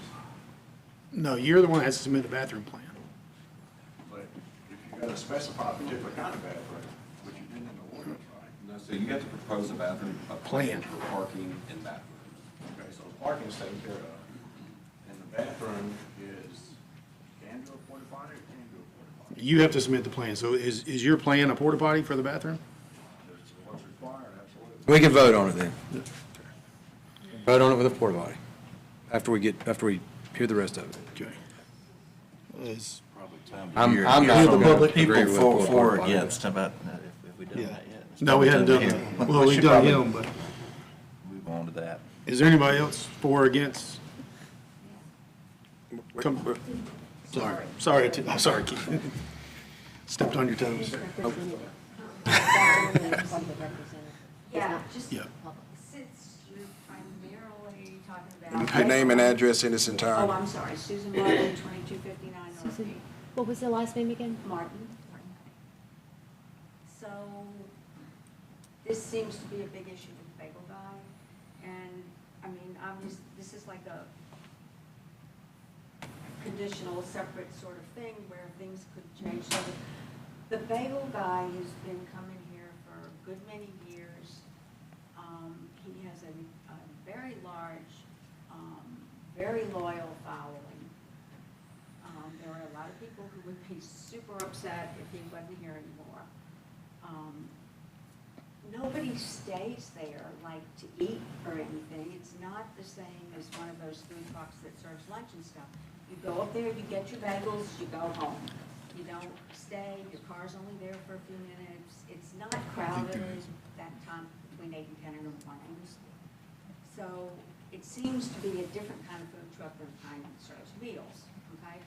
And I understand the bathroom thing, but nobody's hanging around there anyway. You know, it's not like you're there more than 5 minutes. But there is the one at the tennis courts, and the square is a block away, and there's restrooms there. So it seems like there's a little bit of play in there because he's a little bit different than most of the food trucks that come. So.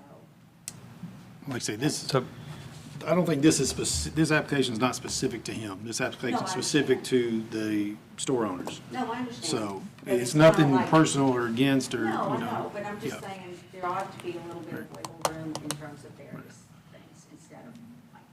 That's, you can't- that's the hard part. The wiggle room is if we do wiggle room. would be setting here, a we do precedent. wiggle room there, and that's the Okay, challenge, I'm right? just telling you, he's super popular, everybody loves him, and they would be very disappointed not to see him anymore.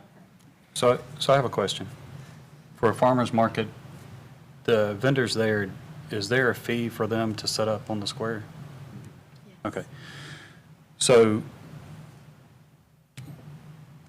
why does he want to set up? It's a personal decision by him. Yeah. He's chosen, not, you know, that's his choice to either be part of the farmer's market or not.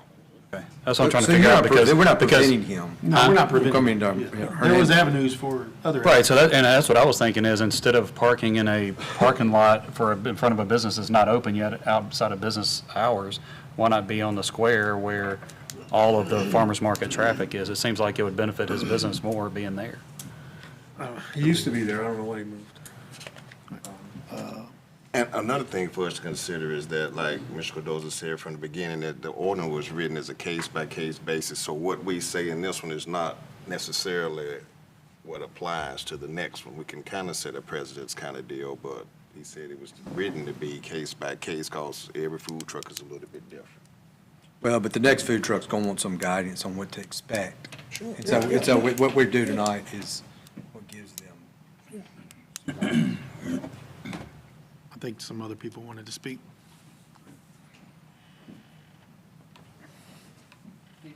My name is Aaron Hahn, 4695 Drifter Lane, Hernando. I am co-owner of AC Steakhouse, and I wanted to kind of address some of the things that were brought up. Yes, a bagel shop is not in competition with me, but we are very involved in watching this to see where it goes because it's going to set the tone moving forward, and we are very concerned about what happens. Some discussions about investment were made. I've often called Kristen many times asking about food trucks because I see them around in violations. We're talking 5 years for the violations they weren't supposed to be. We have millions invested in our brick and mortar stores. I mean, my enclosure for trash alone is $25,000. I would gladly be able to avoid all of that stuff, which is what I see happening here, that we're gonna be able to just put these things up and it's going to drive the rest of us out of business. Or hurt us. Profit margins in the restaurants are very, very small. We've invested in the community, all the way from the schools to charities, and I know a lot of the businesses do that, but these are temporary, portable businesses that are gonna come in and take from the people that are invested in the community. But I do wanna address some of the things that have been said as far as, regardless of what the food is, it's all competition. If you're even Kroger and that is competition to restaurants, and it's a very competitive market in general. And we're getting, it's like a fist fight every day with the different regulations from federal to everything, and it's like nonstop these days. This is not it would create an uneven playing field.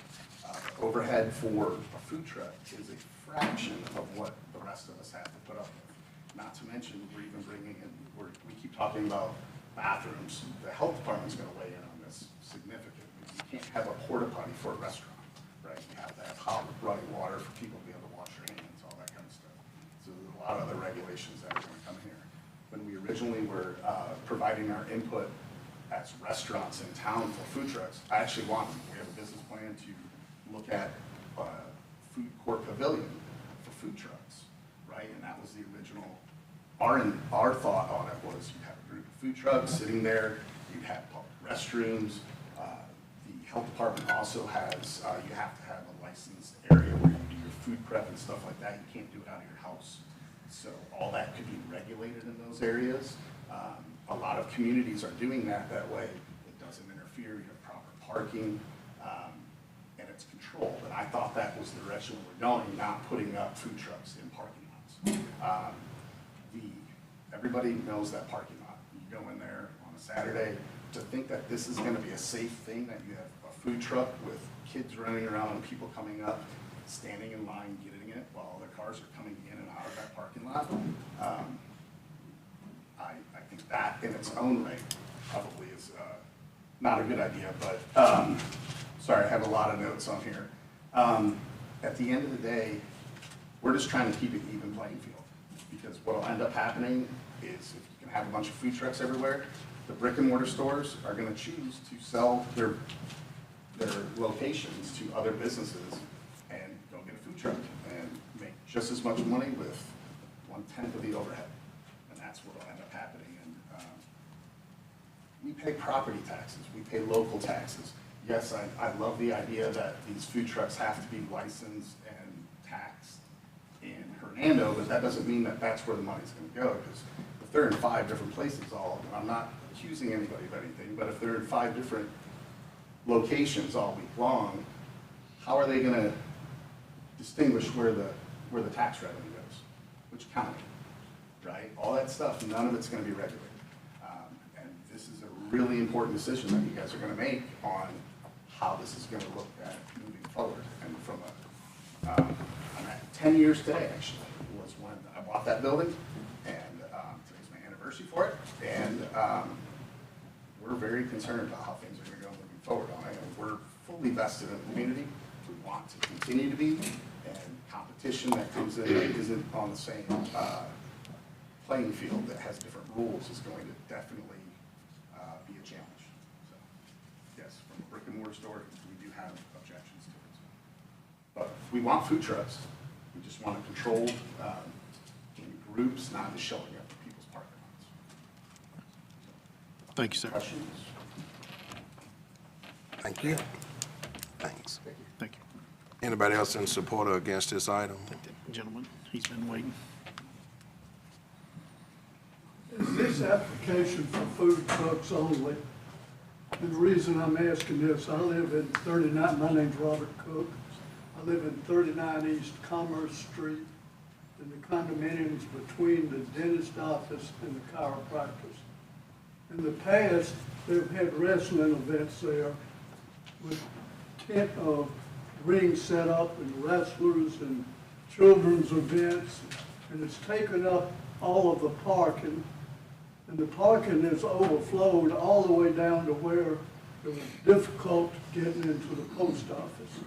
And it even overflowed to the other side of the street, where we had people coming into our condominium parking lot, and we had to put up signs and kind of police it to keep it out. I hadn't seen any wrestling matches over there lately, or any other children's events, and it draws, if this is involved, I don't know anything about food trucks, but what I'm talking about is if it's something other than food trucks, this needs to be looked at in a really different way from a crowd, because on Saturdays you couldn't get, with the wrestling events and the children's events and clowns and everything, it just dominated and took up everything over there, including all the restaurant space, post office space, and even extended down to where the flooring store is and across the street to us. I don't know what this application included anything other than a food truck or not? It's just food truck. Yes, sir. It's, Okay. yes, sir. Thank you. I'm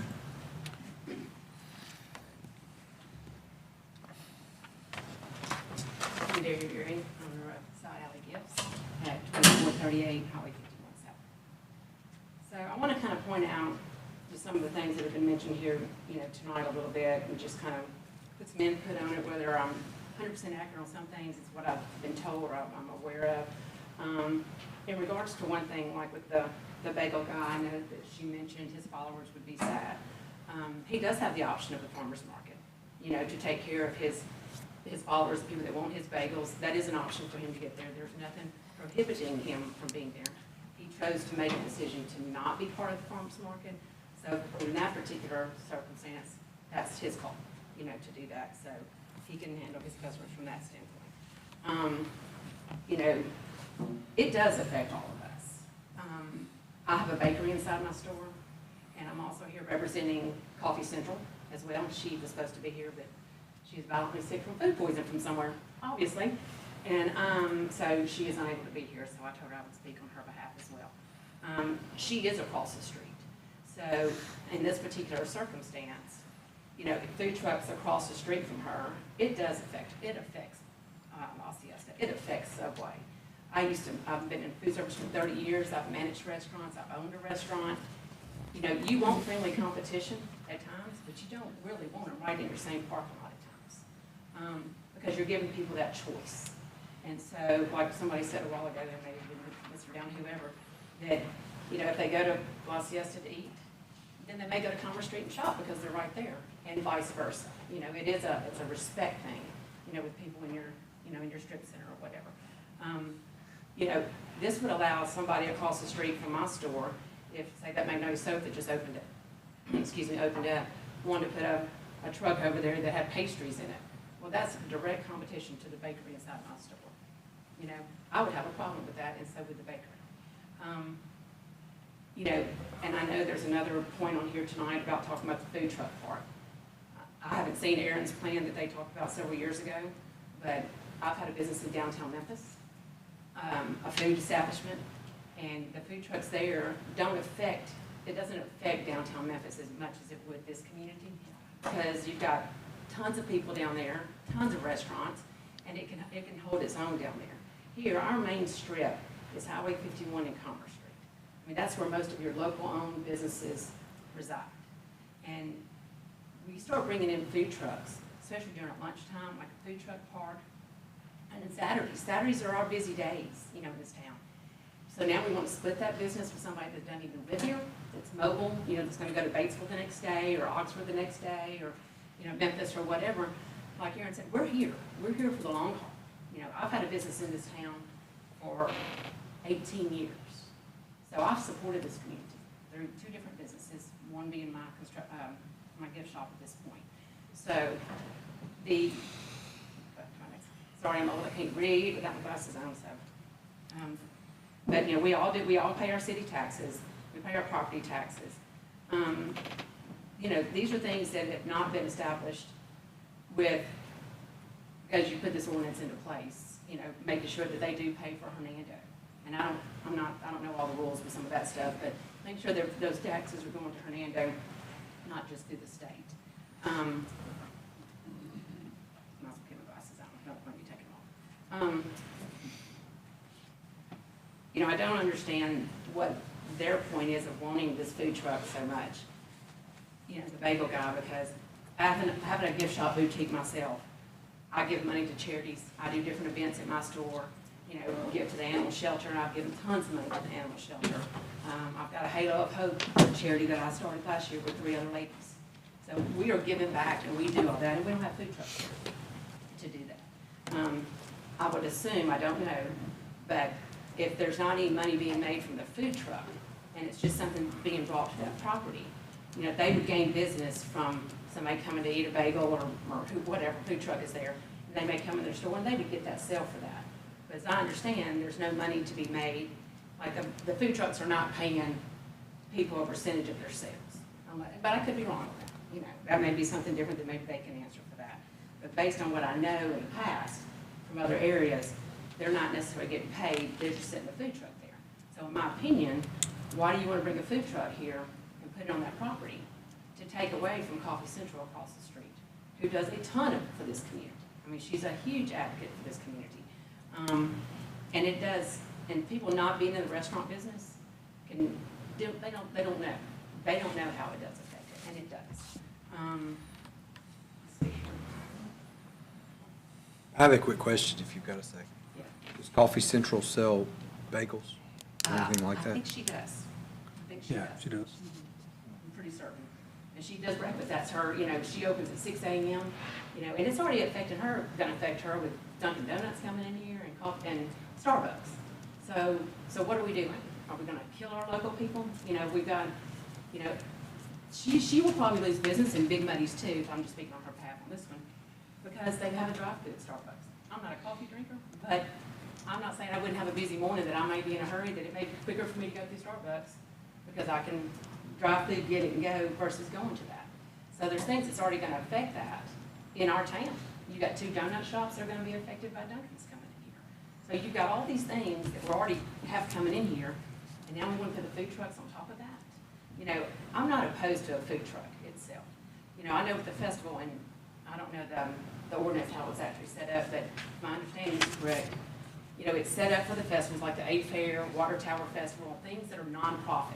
Like the Optimist Club, the Chamber, that are, nonprofit organizations that the money raised from all those is going to, if I'm correct.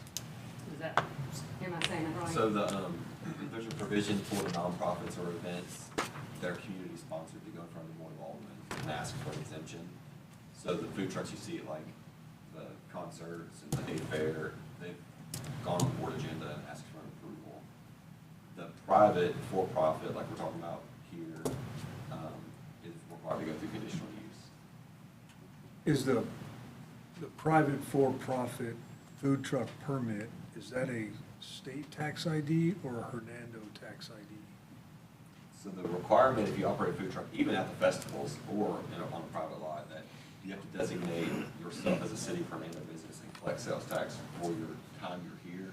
In Hernando. Remit to the state, which will come to us. And the organization collects it, the chamber collects it, the Optimist Club collects it. I'm talking about the private for-profit. It'd be on them to remit it. Okay. So in this case, the application that's in front of us now, the tax would go to them, and then they would submit it to the state, and then that would kick back to Hernando, Yep. If they did it correctly. if they did it correctly. Well, let's hope they do it correctly. Well, we'd love to see everybody follow the rules, but we know that doesn't happen, of course, so.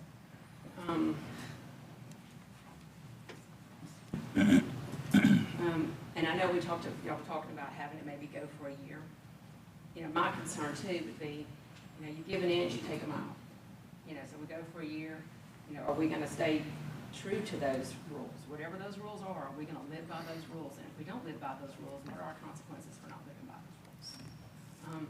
If we're gonna say it's gonna be, whether it be a bagel guy or whoever, because that's what we're talking about, I'll use that. So if that bagel guy's 8 to 10, y'all do have to decide about the restroom, situation from that. But is that the 4? Is that every weekend that we're saying the bagel guy's gonna be there? Or are we gonna throw in, we don't like the hours of that, so now we're gonna throw in Cousin's Main Lobsters, or we're gonna throw in a sandwich truck, or we're gonna throw in a bakery truck, or a loaded tea truck, or all that, which affects all those businesses right there in that area, all right there close. So that's our concern, because of what we do pay in this town, and our commitment to this town, and this community, and the things that we all do. If y'all have any business, whoever owns any businesses, I know Richard does, of course, but we've all suffered a little bit with COVID and everything else. So everybody's trying to hang on and do their thing and get through it. And I respect the people that have food trucks. I don't dislike them, but I think in our little intersection that we have here and the community that we have, I think it's too much for our town. Because I think we've got to make sure that what we have here is good and prosperous until you keep all of us here, because if you don't keep your local businesses, if you don't keep your ACs or your Windy City or your Coffee Central or Side Alley or Commerce Street or whoever, if you don't keep us here, no offense, but you're going to have attorney's offices everywhere because the courthouse is here. And then what do you have? Sorry, man. Sorry, man. But anyway, so that's just kind of where, we're at it on it. And Tina had a lot more to say, but unfortunately, like I said, she couldn't be here, so she did it with me at the last minute, but I'm happy to be here and just, express the concerns of, we want to support people, but we want to be supported for what we do and the money we put into this community, to this town. So, that's all I have. Any other questions for? No, just a comment. I mean, there has to be a balance, right? There has to be a balance. We have to support both. There's a huge interest and demand for food trucks. There's a huge interest, and myself included, to support local business. I mean, I'll spend twice as much money in our local hardware store before I drive up to South Haven to one of the big boxes. I mean, how do we do that? That's our challenge. How do we make that balance? And going back to how do you hold people accountable? What are the consequences? The consequences, they get the condition of use revoked. So part of our job as the city, or as part of the city's job, is to monitor that conditional use over the next year, and if they violate that conditional use, either by direct observation or complaints or whatever, then they're subject to have that conditional use revoked and permanently revoked, where they can't use it again. So that's the consequence. I don't know how that's laid out specifically in the ordinance. I don't have it in front of me right now, but. Well, like even when we were, most of y'all from here, from this area, when you went to the Mid-South Fair, what'd you go to the fair for? Right? Food. Because you couldn't get that Tono Pump guy, or the sausage biscuit from the Lutheran church, or the Philly steak sandwich, or chicken on stick. You couldn't get all that. It was a treat. You went to the fair and all you did was eat all day long, So I do think food trucks can be a treat.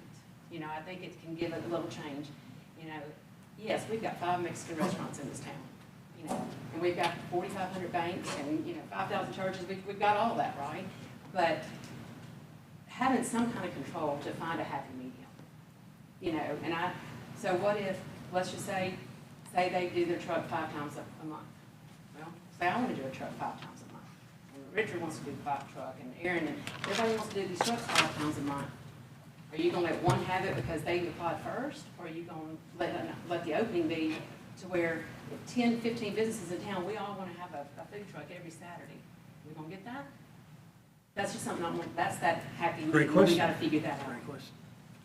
In this case, though, let's go back to this particular application. The 5 times a month is 1 food truck a month per their events, and then the bagel guy.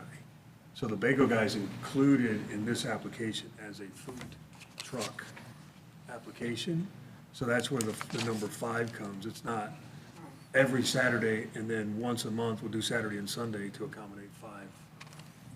So. Just be careful for what you do approve for that, and just because if it approves tonight, who say I can't come and make that same application tomorrow, and the next guy can't come make the same one, and next month you got 20 of us in here.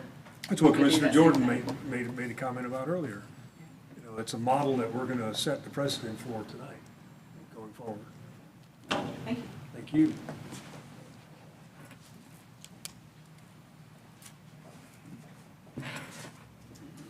Vance Davis, 140 East Commerce Street, Hernando. I'll go ahead and caveat, I'm later on down the agenda. And most of these arguments that people are making, I'll follow this order. Probably going to come way more at me at what I'm trying to do as opposed to what they're doing, right? And again, just to remind you how and why this came about. They've been doing this, and somebody said something earlier, they've been in violation for 5 years doing that. That's not true. They've been doing this, I guess, for 5 years. I don't know how long. They said they've been doing this for 5 years, right? They have a business. They're out there. It's a marketing scheme. Scheme is a bad word. It's a marketing. What? Gimmick. Yeah, a marketing gimmick, whatever you want. It's a marketing deal, right? Like, hey, food trucks here. People come when they come to food trucks. They come and buy stuff. Like, nobody's downplaying that. What happened was they've been doing this all along, and Hernando says, hey, we need to figure out how to regulate this. So they come up here and go, we're trying to fit in what Hernando says we got to do to continue doing what we're doing on forever. I don't think their intent, and I say this, I was supposed to be here earlier, and I apologize, I was at the kids' football game, so I'm late, right? They're seeking approval to continue doing what they're doing. I don't think they're trying to set up like a food truck station. They held events, whether it's once a month or however, and the bagel guy, that's a That's its own thing. I guess he's set up every Saturday. But in general, it was like, hey, we're trying to have an event. Because again, we're trying to draw crowds, right? We're trying to get people here. We're trying to sell a product, make a living, and we're trying to do this. And then all of a sudden, Hernando said, you can't do that anymore. And they said, well, why not? He said, well, we got regulations in place. And so Commerce Street said, okay, here, I'm trying to apply so we can continue doing. And I'm with you, bathrooms and the way it's set up is absolutely right. But the way it was set up was each instance is its own application, right? The application, I mean, I love the way the ordinance was written because it's so broad that it does. It can apply to anyone, right? I say apply to anyone. Anybody gets to come and go, hey, here's the idea I'm pitching to you. Will y'all please approve it? And you guys get to say yes or no, right? And so they're trying to continue doing what they've been doing for forever. And I'm not downplaying the regulations or doing anything, but they said they've been doing this, and I'm using their numbers again, for 5 years. You know how many issues they've had taking place in 5 years? Me either, right? I don't think any. And so they're here going, hey, we're trying to play by the rules. We're trying to do what y'all have now set into place because Hernando changed the game on it, right? They were already doing this. They weren't doing anything in violation. They were doing, there was a, right, and I don't think I'm speaking out. There was nothing wrong with having a food truck on the parking lot prior to a month ago, just because there were no regulations. It was based on interpretation, but there were no regulations on it. Right? And so, Well, let me just jump in here. So, no, the violation, I'm sorry. Okay. Nobody's directly pointing a finger that they were in violation. Okay. That was not heard. Okay. But now that, because of the more enormous demand and interest, Hernando is kind of, we've got to put regulation around this. So how do we regulate something that's already been successful at doing it? And one of the issues, again, the public bathrooms at operating hours. And two, it came up earlier, we haven't revisited it, but where that current parking of that food truck is right at the opening of traffic coming in off e-commerce, that probably needs to change, right? Because that's not safe, coming in and off the Commerce Street. So that's where we're faced with the challenge of regulating safety so that we set a precedent for that ordinance so that the next applicant comes in, make sure this happens, all these check boxes are checked, kind of thing. So let's just be clear, they're not in violation. I've not heard any violation, and I've been to these events myself. So, and again, you're on the chopping block. Welcome to the club. You're the first one here to get, Well, you've been help to us them. figure this out. Commissioner Thorne, you've been to them and you've seen, there is a parking issue at There's these a huge events. parking issue. issue. And So, now the gentleman that left for the evening That's a already. blessing, right? I mean, I say a blessing. You Well, want it's a- lots of people to come to your business, right? Now, you can't add more parking lots. Well, let's not throw. But they're not the e-commerce- only business in the, Right, for the parking, so they could be affecting others' parking. Like, if I want to go eat Mexican restaurant and I see they're having an event and parking is all the way down to the flooring store, then I'm going to go to another business instead of going to that one. So, Absolutely. No, I agree. I'm not arguing with anything. I'm just trying to, I don't want them as being the ones on the chopping block, like they're out here to end around some other businesses. Well, that's a poor and choice of undermine, words. some Yeah. other businesses going, hey, we're trying to play by the rules so we can continue doing what we've been doing, what they've been doing. We're having an event with the food truck, and again, the bagel guy, I'm with you. Regulate the bagel guy, make we it know convenient when that- the business is open, because you can have bathrooms and move it, the parking lot, the spots or whatever. I'm with you on regulating, but I just wanted to touch on some of the things because they are on the chopping block and it's almost, they're the bad guys. Not the bad guys, but food trucks go both ways, right? Some love them, some hate them. And so they're the first ones up. And again, it was just one of those like, hey, remember where they're coming from. They were doing this and said, whoa, y'all can't do this anymore. So they said, okay, how do we continue doing? So let's apply.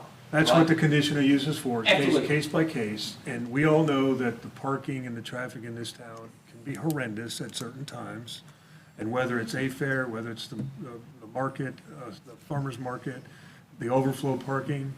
And I've seen, I can't think, it was Tom over there at Hardware Store. He'll stand out at his parking lot with gated, with his cones up to prevent people from using his space because of all the way down there for an event up on the square. Right. So it's case by case. Which is And a what we're beautiful talking problem. about tonight is we have an event, an e-commerce market, that is in a congested parking lot that shares other businesses.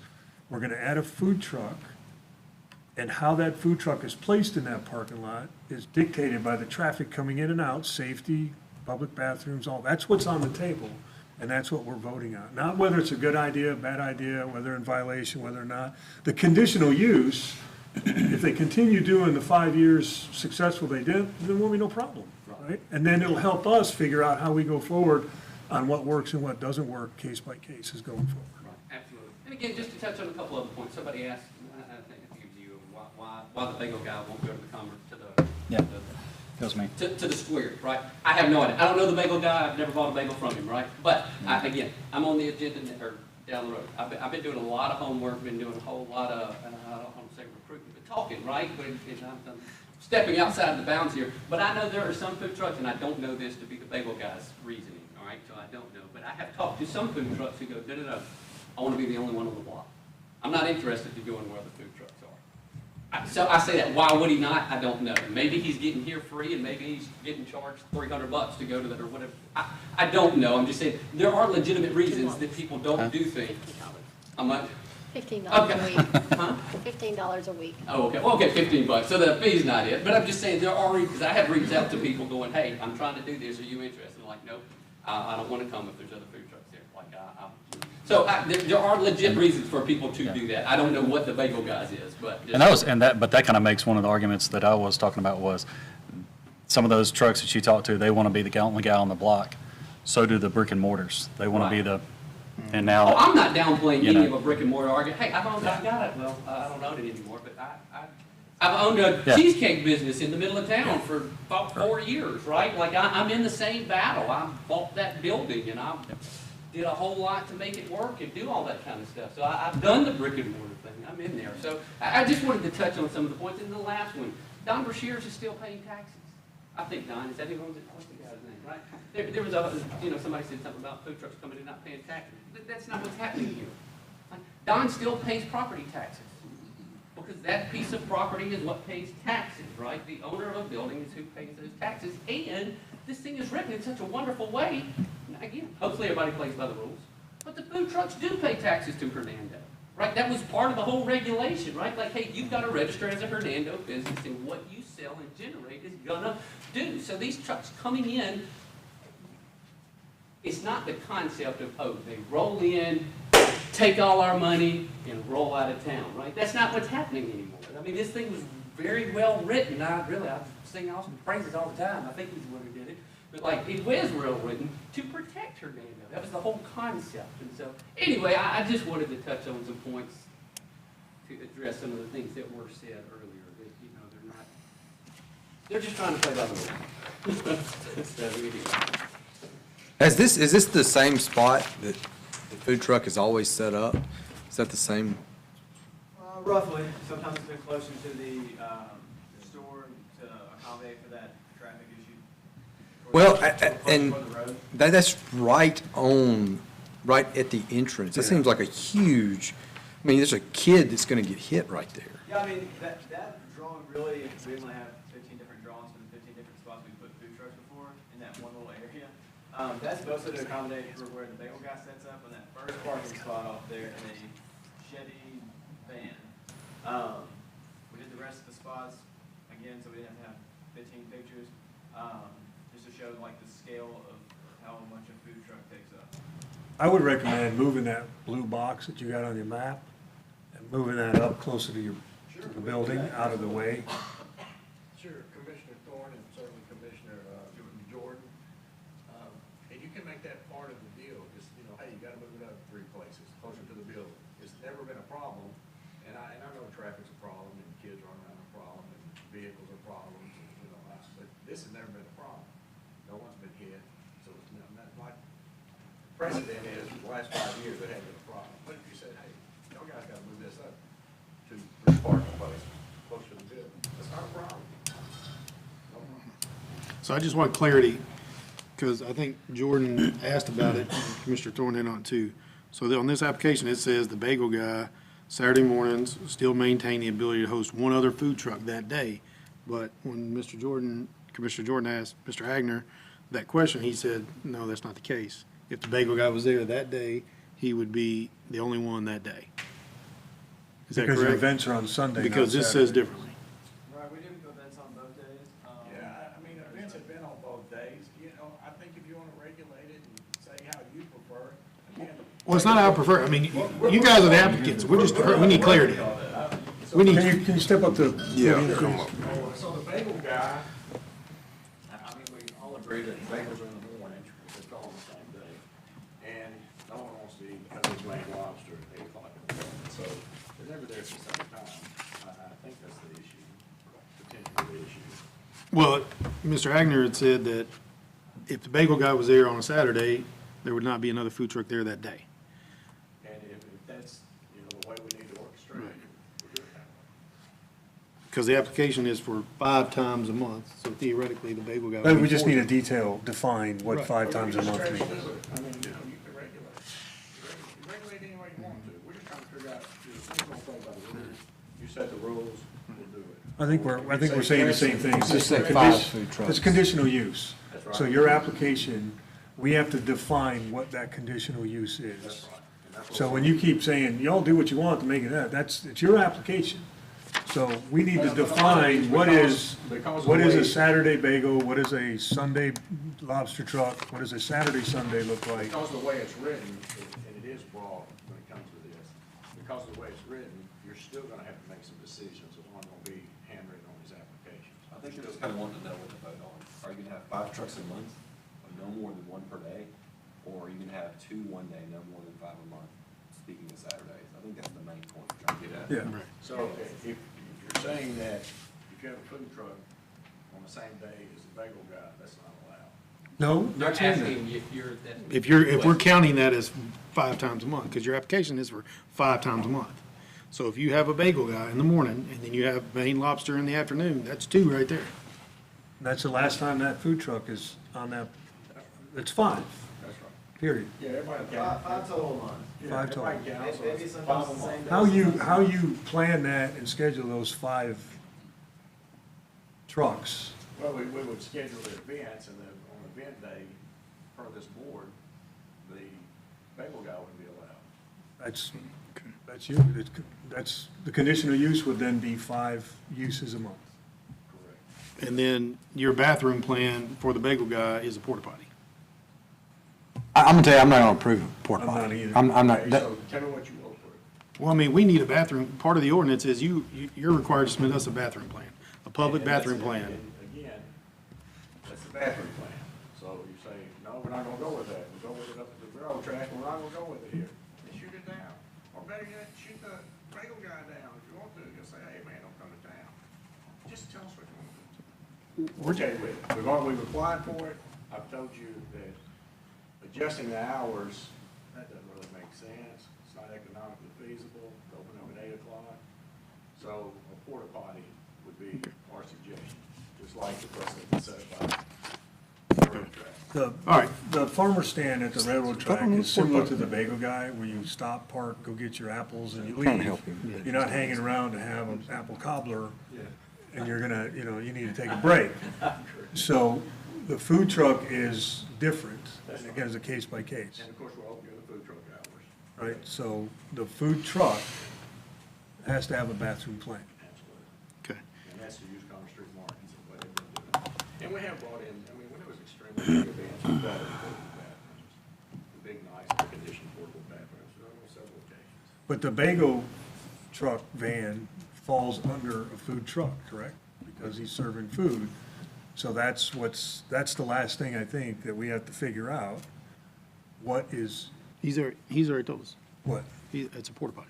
But that's not on this application. he's orally amended it. Oh, okay. But if you have another suggestion, We already, yeah, either you can't come on our property till we open, or you change your business hours till 8 AM. So there's a bathroom available when the bagel truck's in operation. Can I ask the question? Sure. The difference on porta potties being allowed, not being allowed. If I understood it correctly, the ordinance, it didn't actually say food truck, I think it said mobile food vending. Can you differentiate the guy on the railroad tracks selling food versus the guy selling bagels? What is the difference on mobile food vending? But he's not presented for a conditional use tonight. He's next. That we're discussing your conditional use right here. yeah, Each one's a case by case basis, like you just I said. mean, so. so he can have a porta potty though. Just let, you know, we'll let him. That's what this y'all is figure about. out- Y'all figure out the deal on him. Oh, and like I say, you didn't recognize the porta potty, or you did at least recognize that the bagel guy and the porta potty are similar to the nature of business. People just come and go. And I agree. But again, we're going for 5 times. If you want to cut the bagel guy out, make him stay in Oxford, cut him out. Just is what it is. That's not our place to say. I understand. It may be. You're the business owner, you get to make that If decision. we can't feasibly figure out a bathroom, then it may be. Well, we, All right. okay. You're the business owner, that's your decision, not ours. Oh, well, we'll follow whatever you got. Okay. Let's vote. You had one other comment? And I can help answer that question too. The one is classified as prepared foods, ready to eat, the other one is for sale foods. It's regulated different by the health department, and I don't think a porta potty will pass anyway. Like, they come and check the temp of the water coming out, so your customers can wash your hands, that kind of thing. And then I just wanted to, I don't think it has a bearing on the vote, but I wanted to set the record straight. I tried to get a food truck in Hernando multiple times for the last 10 years, and was told, it was prior to, and was told that Hernando does not allow food trucks, period, without a special permit. I've even talked to Kristen multiple times about it, because I went around and took pictures of it. That was clear, unless they got a permit for a special event, every single time they had it, it was in full violation based on what I was told by the planning department over the last 10 years, prior. So, that was one, so that I can share. Anyone else in support or against this item? Is there a motion to approve, deny, or table this item? I make a motion to deny the application by Claire Wagner, owner of Commerce Street Market, for a conditional use for a food truck to be operated at 74 West Commerce Street. The subject property is located in the north side of East Commerce Street, east side of Northview Street, in sections 13, Township 3, and Range 8, 1 through 6. Is there a second? Second.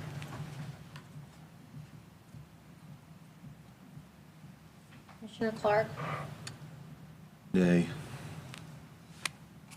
Commissioner Thorne, Nay. Commissioner Jordan, Aye. Commissioner Safley, Aye. Commissioner Max, Aye. Commissioner Ashworth, Aye. Commissioner Skeen. Aye. The motion to deny this item passes. You have a notice to appeal to the Mayor and Board of Aldermen. Within 10 days, you can appeal that. All right. The next item is PL 1753, Watch Studio Conditional Use Renewal. Request for a conditional use renewal for a tattoo shop. The subject property is located on the north side of Monteith Avenue, east of McInville Road, and specifically 1576 Monteith Avenue, in Section 17, Township 3, Range 7. Natasha Watts, representing owner. Mr. Cardozo, would you present the planning staff report and comments? Yes, sir. This is a request for renewal of the existing conditional use of a tattoo shop at 1576 Monteith Avenue. A little background on this application and how we got here. It is zoned PUD, and the designation within that PUD is office district. And within that district, item number 3, retail shop, sales and service, not to exceed 2,500 square feet, was a provision we found to even make the application possible in regard to the planning commission. It was subsequently approved a year ago I'll talk about the conditions here in a minute. And so Ms. Watts is here tonight to renew her conditional use as it was approved for a year. There were a few conditions, both agreed to by the applicant and proposed by the applicant. The first of which was appointment only, the hours of operation from 10 a.m. to 8 p.m. That was later amended a few months into the conditional use approval to expand our office hours a bit.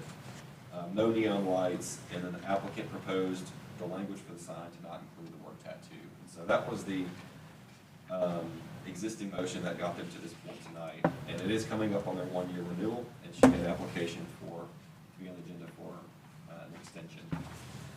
I did include the minutes from the previous meeting to give you context of our discussion previously, and there's site maps and aerials in your staff report as well. I'm available if Any question, Mr. Cardoza? Would the applicant please come forward and state your name and address in its entirety? I'm Matt Davis on behalf of the applicant here again, sorry. So, again, Austin said it, this is I guess a renewal, is that what you say? So we were here a year ago. They didn't quite fit the mold to do a tattoo. I even think we created a name of a studio, right? Or some other version of a name. Because everybody's scared of tattoos for whatever reason, right? It carries this ugly stigma with it for whatever reason. And so anyway, they've been operating for a year. You guys would certainly know more than anyone, and Austin would as well. I don't know that there's been any problems, any complaints, anything, right? They are contributing to the community. They're doing everything they're supposed to do. I think the application does request at this point to maybe kind of let them put tattoo on their sign at this point, because that is what they are. Please explain that, because I didn't notice it on the original application. So that's the only request for change. So it would be really the fact that no one can find us. They think we're a photography studio. I'm sorry, Natasha Watts, business address on the right road. Okay, 1576 Monteith Avenue, Suite B, Hernando, sorry. So we have Watch Studio, but we haven't got a sign yet. We still have not put a sign up because I wanted to wait for that 1 year to come back to you all and just ask you nicely, can we please still put Watch Studios, but on the bottom right, just put tattoos. Because my clientele is just like, oh, I thought it was a photography studio. I thought it was the studio that was behind the building that was for nails. They have a nail salon called Studio something. And I was like, well, I just can't see paying all that money for signs, permits, all the things to get approved, and you still don't know what we are. I said, why don't we wait till we go back for our renewal, and I'll ask, can we please, in small fine print, nice and neat, still no neons, still a sign that just says Watt Studios, and on the very bottom right there corner, just say tattoos. We wouldn't be all crazy and bougie and flashing or nothing like that, it would just say tattoo, if that would be okay.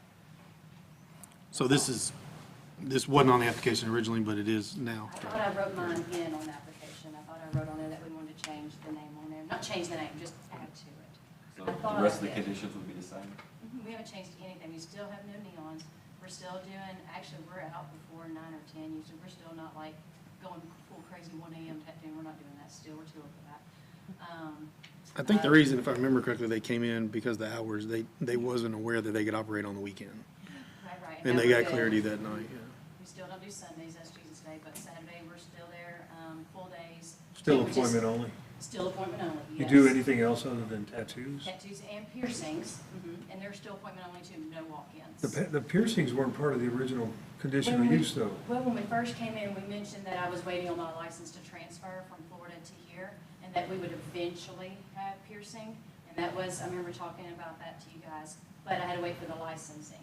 Once that happened, it's appointment only. There's no walk-in still. So now it's tattoos and piercings. Correct. Most tattoo shops are. We have one that's in town that's tattoos and piercings. It's usually how it goes together, to be honest with you. And I'm very, very thankful for Hernando because I've done so well. I've grown leaps and bounds with a lot of children that weren't able to go anywhere else that their parents felt safe. And just if you troll my Facebook alone, I'm so humbled at how many people recommend me to take care of their children. So I'm really, really thankful to be doing that. So this conditional use is to extend the conditional Yes, use, sir, just to continue. add a sign, I would like to add tattoo. and there's nowhere in this conditional use or the original one that you're also doing piercings, so we need to add that. Is that? Well, the piercing was a bit different just because the licensure for piercing, a lot of the haircut shops in town do it Right. as well. And so we didn't really consider that as a expansion of this existing conditional use, is almost just allowed by right. Okay. But the tattoo expires. All right. Is there any way to? Crossing Ts, dotting Is. Sorry about that.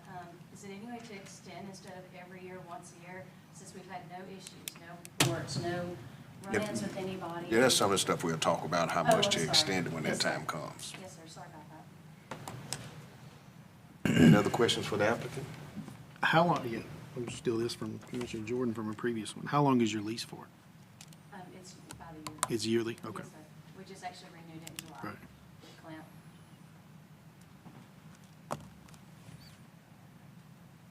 Okay. Any other questions for the applicant? Anyone in support or against this application? Please come forward, state your name and address in its entirety. Charles Johnson, 3339 Sayward Cove. Probably paid rent for them a couple times in this past year. Driving through there, I've had appointments with them, and I couldn't find it the first time that I went in there, because there was no way to see it, to find it. I've had friends that I've tried to send to them to get work done, because I've got tattoos at probably 4 different states and multiple shops within those states, and this one's not exactly the same. And so I've tried to send folks to them, and they end up going to the one on 51 that isn't the same. It's not on par as far as the appearance of. I won't make a false statement. The appearance of cleanliness or the vibe that you get going in there. I know Natasha and Flea have done a lot in the community, mostly for what I've seen is through events through my church, which is Compel, and also through the Soda County Dream Center. I support them because they're more than just, a place jabbing you with a needle and putting some ink on you. They really do go out of their way to be a positive influence on the community, and they're truly appointment only. It's kind of tough to get in because they're so booked up. But I've never once been in there that there's been a line or anybody just randomly walking in. There's no backup of cars that would affect traffic. There's no nothing spills outside their doors. I know there's been heated debate around town about this subject, but I think from what I've been able to witness, this last year they've proven they're playing by the rules. They're not creating any sort of nuisances or bringing any negative light on themselves or the area, their neighbors in that business complex. But they're probably running one of the cleanest and nicest, most tight shops I've been in, and that goes everywhere from Daytona to Oklahoma, from my own experience. Anyone else in support against this item? Do you have any, did you bring a drawing of the sign or a rendition? You have no sign at all right now. No, sir. I have a logo, and it's on all of our things. I can show you that. It's exactly what it's going to look like. Yeah. Yes, sir. Can I approach you? Yeah.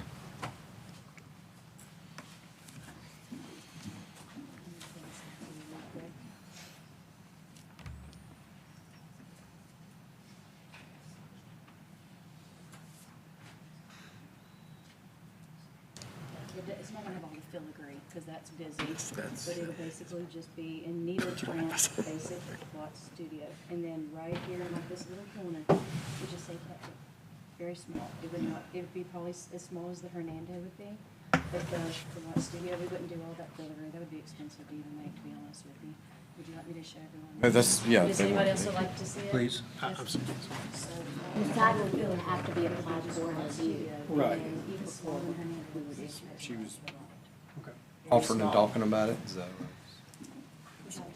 Would you like to see it? Yeah, please. Okay. So it won't have all the filigree, it'll have Woldt Studio. And We're not then a little approving bit the smaller sign, than obviously. Hernando, It's it'll gotta say meet the tattoo out to the rest of the rules for the city of Not all the Hernando. extra Of stuff. course. It'll be very I just didn't know small, where she was talking clean about print. I putting want you to be it. able to read it from the street and not be busy. Right.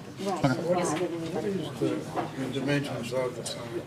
There's, that's a good question, I'll answer that over here. They might want to know too. Yeah, I would imagine that the complex So has the gentleman different. on the end, I'm sorry, can't see, Mr. Ashworth asked me what the dimensions were. The dimensions are already in place. That's by Clint Bolton, who owns Remax Building. He already has that set up, and I think it's no bigger than that, to be honest with you. It's still gonna be hard to see, to be honest, but we'll at least have a sign. We're not allowed to put anything in the yard. I've never even tried. We don't put pointing this way signs or nothing like that. We haven't done that. But right now, I think it's One National Bank or something like that has a sign right there. And I'm telling you, it's not even the size of a sheet of paper. And so I have to stay in those size, you know, standards. I can't go beyond that or anything, because it's in a brick, hedge, so I have to go by that. Okay, so it's like a marquee sign with multiple. Yeah, that's, I thought it was like a standard, Yes, sir. So I can't go not a beyond my standalone limits if deal. I wanted to, which I don't. All right, thank you. And the motion to approve and deny or table this item is strictly based on the conditional use to sign portion. She'd have to come back and she would have to apply for that. But in this conditional use, we can add. Allow it. Does the piercing matter in this conditional use? It's just, No, just appointment only to keep the foot traffic. so it's a tattoo studio appointment only. Then, then all we need to do is put a year or a time limit on it. Well, I think there also, the pitch is, because part of the conditional use was not to have tattoo on the sign. Right. Now, the sign That would be a different dimensions application. or whatever has to go through another step to actually Yeah. get the sign up, right? Also, But I think for the conditional use purposes, she is requesting that tattoo be able to be put on the sign, so that In when another- it is submitted to the city, it can have tattoo on it. With the sign permit, it's all administrative, so just It's not us. Oh, okay, okay. But still the no neon lights and the same hours as previously. So is there a motion to approve, deny, table this item? I'll make a motion to grant approval to Natasha Watts of a request for a conditional use to allow a studio with a floor area not exceeding 2,500 square feet to be used as a tattoo shop.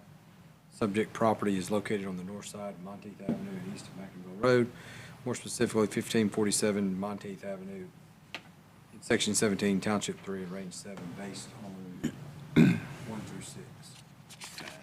And times consistent with, we did the time period of 1 year. Do we need to add the neon lights and stuff as previously, or? Do we need to add?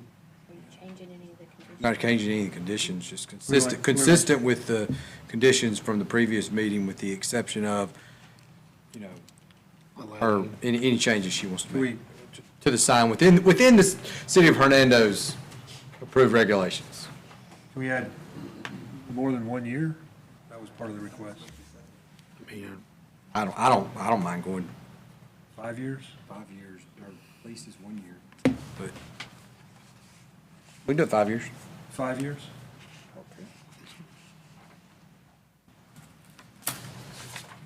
Yes, second?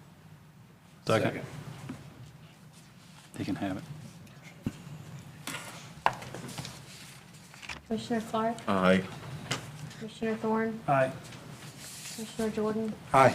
Commissioner Safley? Aye. Commissioner Matt? Aye. Commissioner Ashworth? Aye. Commissioner Skinny? Aye. Motion to approve this item passes. All right, the last item, PL 1755, Daily Food Truck Park. Request for a conditional use for a food truck park. The subject property is located on the north side of East Commerce Street, west of Mount Pleasant, more specifically 140 East Commerce Street in Section 18, Township 3, Range 7, Vance Daily is the owner. Mr. Cardoza, present the staff plan report and comment. Yes, sir, this is PL 1755. Mr. Van Stanley is here again tonight. Talk about a conditional use approval for a food truck park. As you mentioned, it's 140 East Commerce Street. Home of his law firm is Develop Home. The proposed food truck park will sit immediately west of that proposal. That's described over the attached exhibit showing the general location of the food truck park. The same approval or denial criteria are listed in your staff report, and the attached narrative addresses most of the questions. And I'll briefly go over some of the specifics of what he's requesting and how it's a little bit different from the last one. The proposal is for breakfast, lunch, and dinner, full 7-day-a-week food truck park. As I mentioned, the proposed layout's listed in your staff report as well. The proposed parking lot is also under a certificate of development right now to be expanded to roughly double the size and create another ingress and egress point to East Commerce Street. A pavilion's proposed for seating, for on-site eating, and then he has a plan for garbage collection of bathrooms. When the proposal was originally turned into us, the bathrooms were proposed to be inside the existing building. He's since come back and amended the application to ask for construction of restrooms to be adjacent to the building or make some other provision, which I'll let him talk about here in just a second, but to not use the existing restrooms that are inside, but to have separate facilities.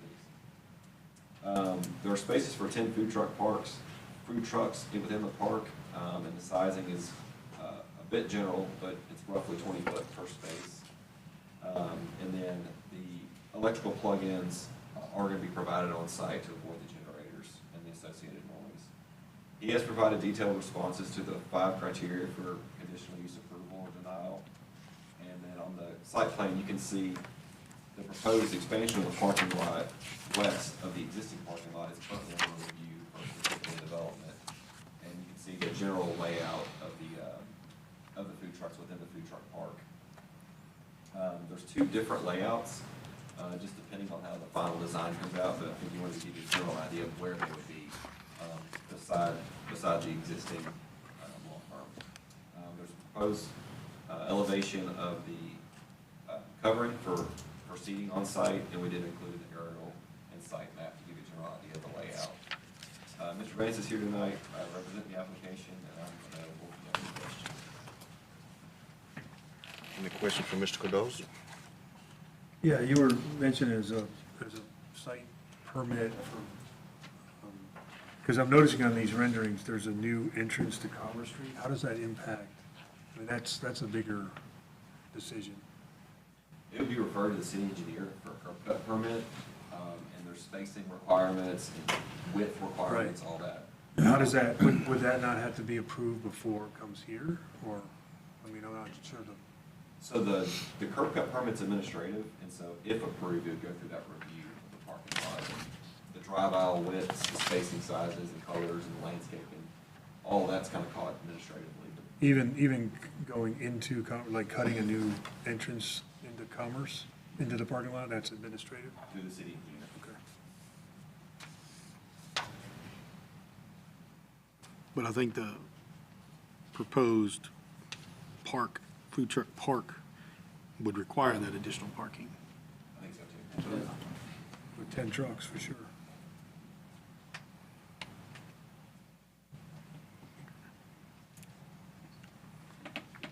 All right, you can go on and state your name and address in its entirety.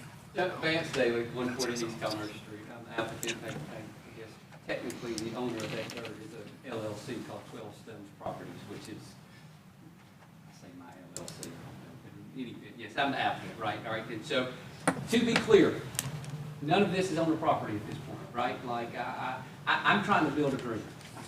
I'm trying to do something cool, right? But I don't want to go put a whole bunch of money and put a parking lot in there if y'all say, no, we can't do this, right? So, yes, what you have in your hands is, I say conceptual, I don't know what the word is, right? But again, I don't want to go move dirt, because I'm going to spend a fortune trying to build this thing. Like, I'm trying to do this right. I really am trying to make this cool destination type place, right? We've said it. Food trucks are some weird phenomenon that people love, right? Now, some people hate them, some people love them, but it's this weird, there's demand for food trucks in Hernando, right? And just this opportunity. I've been blessed to have a wonderful piece of property right in the middle of town. And it's got what I bought it. I didn't build it. I have no claim as to how cool it is, except to go, I really think it's one of the coolest buildings in town, right? It's this old antebellum 1890, built in 1890 antebellum home that's sitting right in the middle of town, right? And I've got space right next to it, right? My plan is, I'm going to call it Under the Magnolias, because I don't know if y'all been by there. I still have these, even after the storm that came through, right? I still have these massive magnolias that are just beautiful on this property. And so the plan is, and it doesn't show very well on this, but yes, I want to extend my parking lot across the front to provide more parking. Right, I'm going to build an outdoor pavilion, and I think that picture make it in the packet, just like a simple covered roof, metal roof. I say pavilion, not even a pavilion, but there's I gave Austin a picture of just like a pergola type. Yes, that brown thing, but it's going to match the house, right? It's going to be white. I'm going to have columns. I say I'm going to not assuming, if I get approval, that outdoor pavilion space will, let's say, match the house in theory, in the concept that it will be a white pavilion, the columns won't just be wood cedar posts, they will have white columns that go along, because I'm trying to keep the whole thing looking the same, right? And so there's gonna be this cool outdoor space where you can sit, and then you're gonna go through the magnolia, because there's two other massive magnolias on that. There's two massive magnolias in front of my office, and then beside it, on this spot, there's two other massive magnolias, right? So I'm calling it under the magnolias, where you walk under the magnolias, and then you enter the food truck park. And again, this is conceptual, right? But and this has been an ever-evolving process, because I've been trying to do my homework. I'm going to food truck guys and goes, hey, here's what I'm trying to do. What do I build that would make you want to come? Right? Because I want this to be cool for everybody. I mean, obviously it's a business venture for myself, but I don't want to build something nobody wants to come to, right?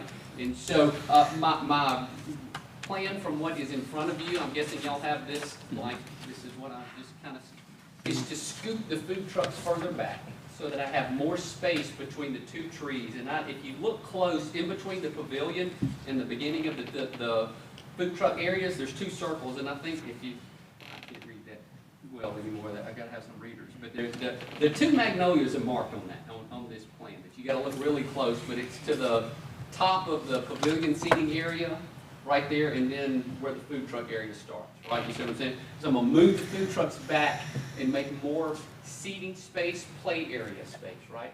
I'm hoping, I mean, my plan, and if approved, I'm gonna put AstroTurf in there. Like, I'm trying to make this place cool. And I'm gonna put AstroTurf down there. I hope to have maybe even like a fire pit seating area, maybe another seating swings, and just make this a cool destination so that if you've got 15 people in your family, you can pull up and you will have 10 options of what you want to do. Right? And it's food trucks. People come and go. And so, but it is still, it's a beautiful piece of property.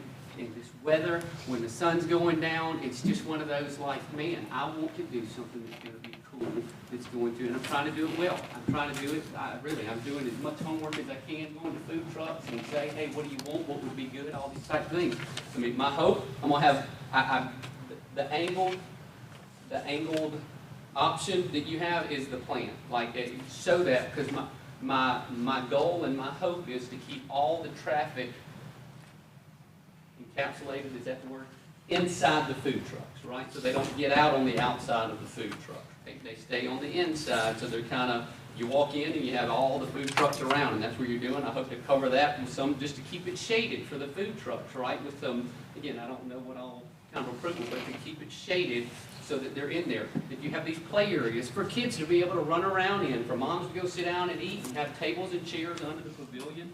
I don't know if y'all have been by there, the pergola, I've got a big pergola that's out there in the front yard now. But, yeah, I guess that's what you call a big pergola.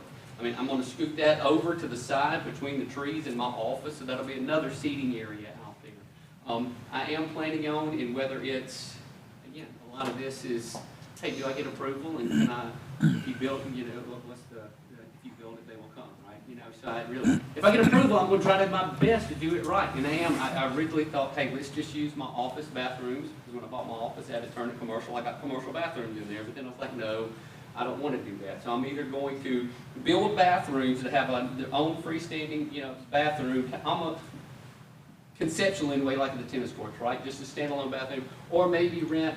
And I don't know who's the state on this, man. I just know them as hotty toddy potties, right? Like the trailer bathrooms for a while, and just to kind of see how it works, right? If it does, build it. But while I'm out there moving dirt, I'm probably going to go ahead and build it. I'm going to run electric to every spot because my law office is there, and inside my law office I have 3 counselors who have counseling businesses. I don't want generators out there running all day long and creating all the noise, so I'm going to run electric out there. I'm going to put it underground. I'm going to, you know, so that each food truck spot has a spot for electric to plug in. They're going to have a spot, they're going to have water run to it, and they're going to have a drain run to it, because in talking to food trucks, like one of the, they call it brown water. I'm not in the food truck business, but if anybody's interested in brown water, I guess it's the whatever they got to get rid of, right? And so my goal is they come and park there, and they stay there, right? And if they want to be open for lunch, let them be open for lunch. If they want to be open for supper, let them be open for supper. Again, my dream and goal, and Well, you sold it. Sir? You sold it. Well, no, I'm just saying, I don't want to. Well, I've I got a lot of talked to local questions. people about putting a coffee truck food truck on site to be open for business, right? Like, because again, I just want this to be this cool. You want to come sit outside and enjoy the morning, like, come have a cup of coffee and do that. I'm not competing against, I'm not trying to compete against Can local we- people. I've talked to the local people, all right? Can we have a turn? Sir? I mean, can we have a turn? Absolutely, yeah, go So right you clearly passionate and you're I get excited, I'm sold sorry. about this, right? I've got a lot of questions Come on. about this. And I'm not sure, personally, I'm not sure if I'm ready to make a move on this because of all these questions, and I don't Right. think we can answer them tonight.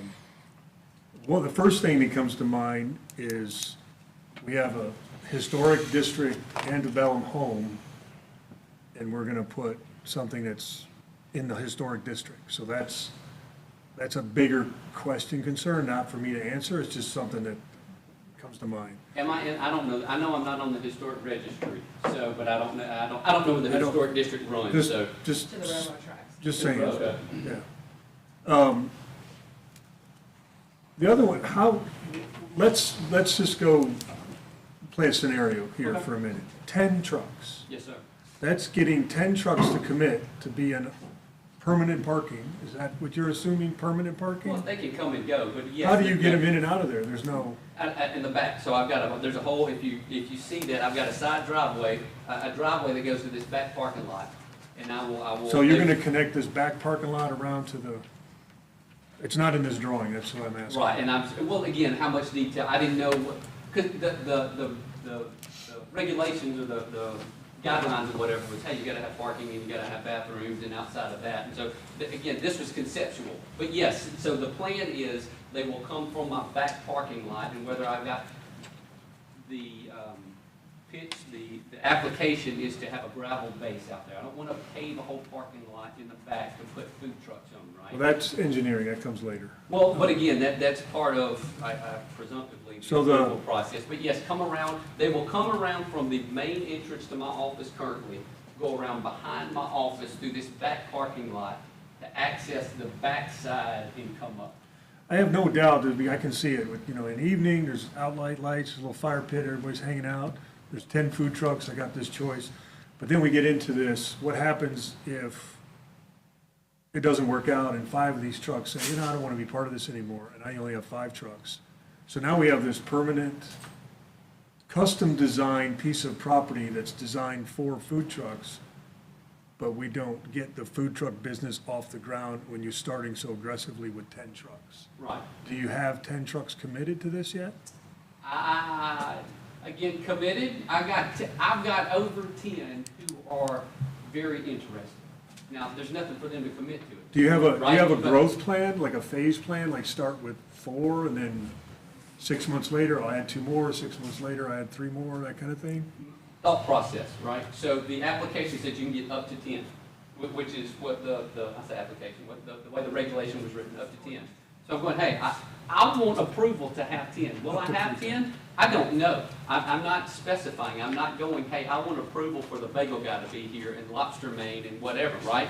Because my plan is to go, hey, I want everybody to flourish. Yes, you're going to come here and pay me rent to park here for a month, but I don't have a lease for you. You want to leave next month, go, and I'll try to find another one to bring in. Like it's food trucks. They can, I do, we can alternate what's in and out. And so, yes, the hope is there will always be 10 there. Will there always be 10? No. Will it start off with 10? Probably not, right? It's just like anything else. Somebody's got to pitch a dream and take a chance and hope it works, right? I'm the dummy that's going to try this right now. So, Well, in your narrative, you talk about bathrooms, but you don't specify an outdoor, so that would be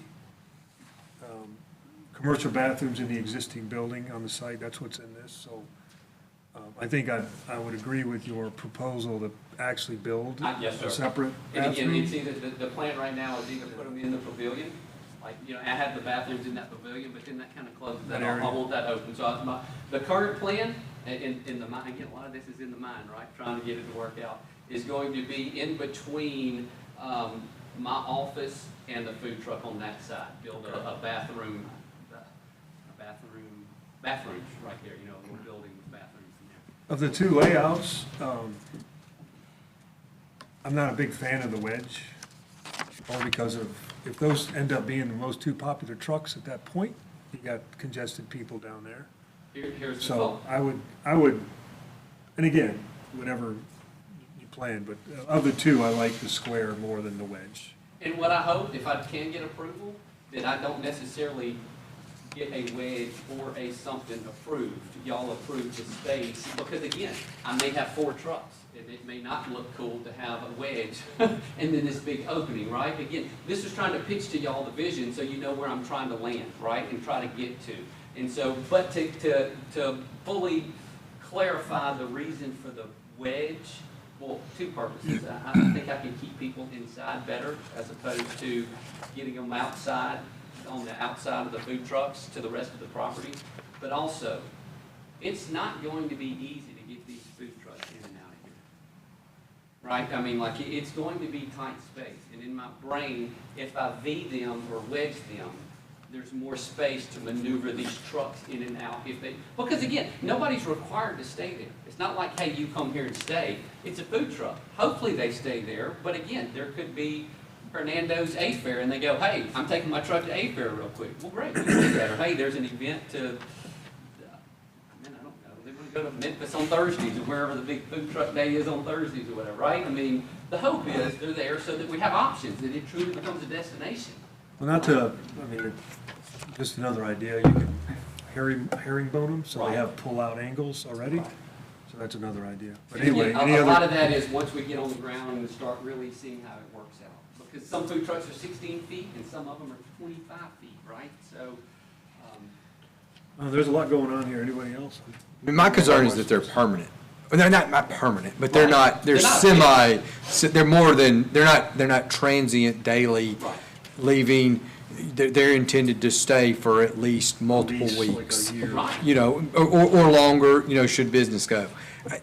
That is what bothers me as much as anything as far as from affecting our brick and mortar businesses, number one, and also number two, you know, that frankly, a lot of food trucks have flamboyant, colors and Advertisement. fixtures, advertisements, those sorts of things. You got a beautiful home. It's a historic area. That bothers me as well. You know, you and I talked about this a few weeks ago, and the idea, I like the idea from a perspective of this is a once a week thing. My office downtown is right by Court Square, Right. and so there's every Thursday, Court Square food trucks, and then they're gone. They're there and then they're gone, and it's neat on that one day Right. that you have that. But this is, I mean, as a semi-permanent Right. establishment is what bothers me. Couple of things. One, I live on that property down there. I exist on that property, right? I'm at work by 6:30 and usually going by 6:30, right? I spend a lot of time on that property. I have put a lot of money into that building, taking what was a residential piece of property and turning it commercial. I have more interest than you do on what this will look like, right? Because this is where my law firm is. I have tenants in my building also, right? And so I say this cautiously. I'm not setting up a circus. I'm not setting up a fair, right? Because I'm not setting up flamboyant. I have very intentionally gone to certain trucks and said, hey, I want you here. Are you interested in coming? Because I'm not, there's a time and place for everything, right? But what I don't plan and what I'm not allowing having, you know, I'm not going to have the deep fried, I don't even know what you call them, Twinkies? yeah, what's? Funnel cakes. Funnel cakes, and you know, like that kind of stuff. That's not what I'm bringing here. You're right. I'm building the only thing that's gonna be built, right, is gonna be that pavilion. And it's gonna do my darndest, and again, it's not gonna look like the house, but it's gonna go with the same theme, right? I'm gonna have it, I'm gonna build it with columns so it does match the house. It is under the magnolias. I know they're food trucks, so I say this almost jokingly, and y'all don't laugh at me. But it's as upscale as I can make a food truck park. That's what I'm trying to do. I'm not going to have this chaotic, crazy neon signs and trucks and all these kind of things. Like, that's not the plan. I am strategically going to these people. And even the ones that I meet, I mean, I'm not kidding. It's not that I'm interviewing them, but I'm talking with them and going, okay, now here's what I'm trying to do. Are you interested in coming, right? And then you're in the business. I like you. I trust you. I need you to help me know who can and can't come, right? Because, again, I'm not setting up a circus a fair type concept, right? I'm not, like, I really am trying to, I really am trying to do it well, right? I mean, like, it really will, like, really will. Make it cool with lights and maybe even TVs. Heck, I don't know. This is just still this evolving thing. As for a permanent thing, go to Snowden Friday. You know what's not working in Hernando? I mean, in DeSoto County? Food Truck Friday. Anybody been by Snowden Grove and seen a Food Truck Friday?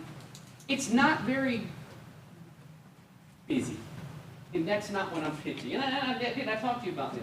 I have no idea on the tab yet, right? Like, but it's going to cost some money to pour another parking lot, to build a pavilion, to run electric underground, Well, hold on, to run hold on. plumbing. So I'm trying to- Financial hardship is not, No, I know that, but I'm saying. it doesn't matter. No, I'm with you on that sense, but I'm just saying, from my standpoint, a Food Truck Friday, I can't justify spending what I'm gonna spend on a Food Truck Friday.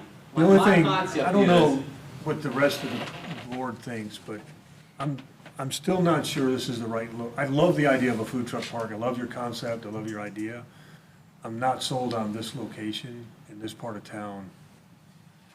I mean, that, What are your hours, what are your proposed hours, or, because, I mean, that takes. 7 days a week. Well, I mean, really, again, so. 24/7, I mean. Well, hopefully, it's 10 independent businesses there.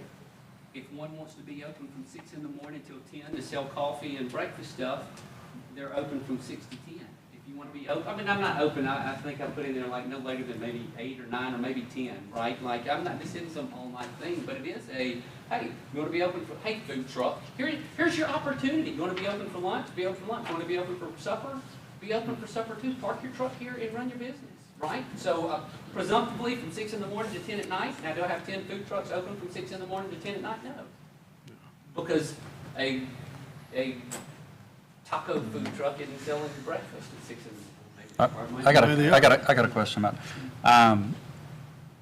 and as far as my understanding, when we started talking about the whole food truck idea in Hernando, and talked about the ideas of having, food truck parks, I will say what you've done, I think, is in the spirit of what we're all talking about. I mean, it's to see the thought go into all of those things, I think is what needs to happen, to look at not just throwing a bunch of trucks out there, but actually, and I understand it is right there on Commerce, it's in a historic district, or that's what they're saying it's in a historic part of. Area, I mean, I guess so. But, you're also gonna have, you're also gonna have Dunkin' Donuts down there, which doesn't match the theme of that strip.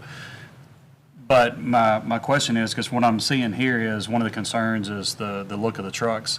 The design you're having, I'm assuming that pavilion is going to be somewhat large, and so that will somewhat mask.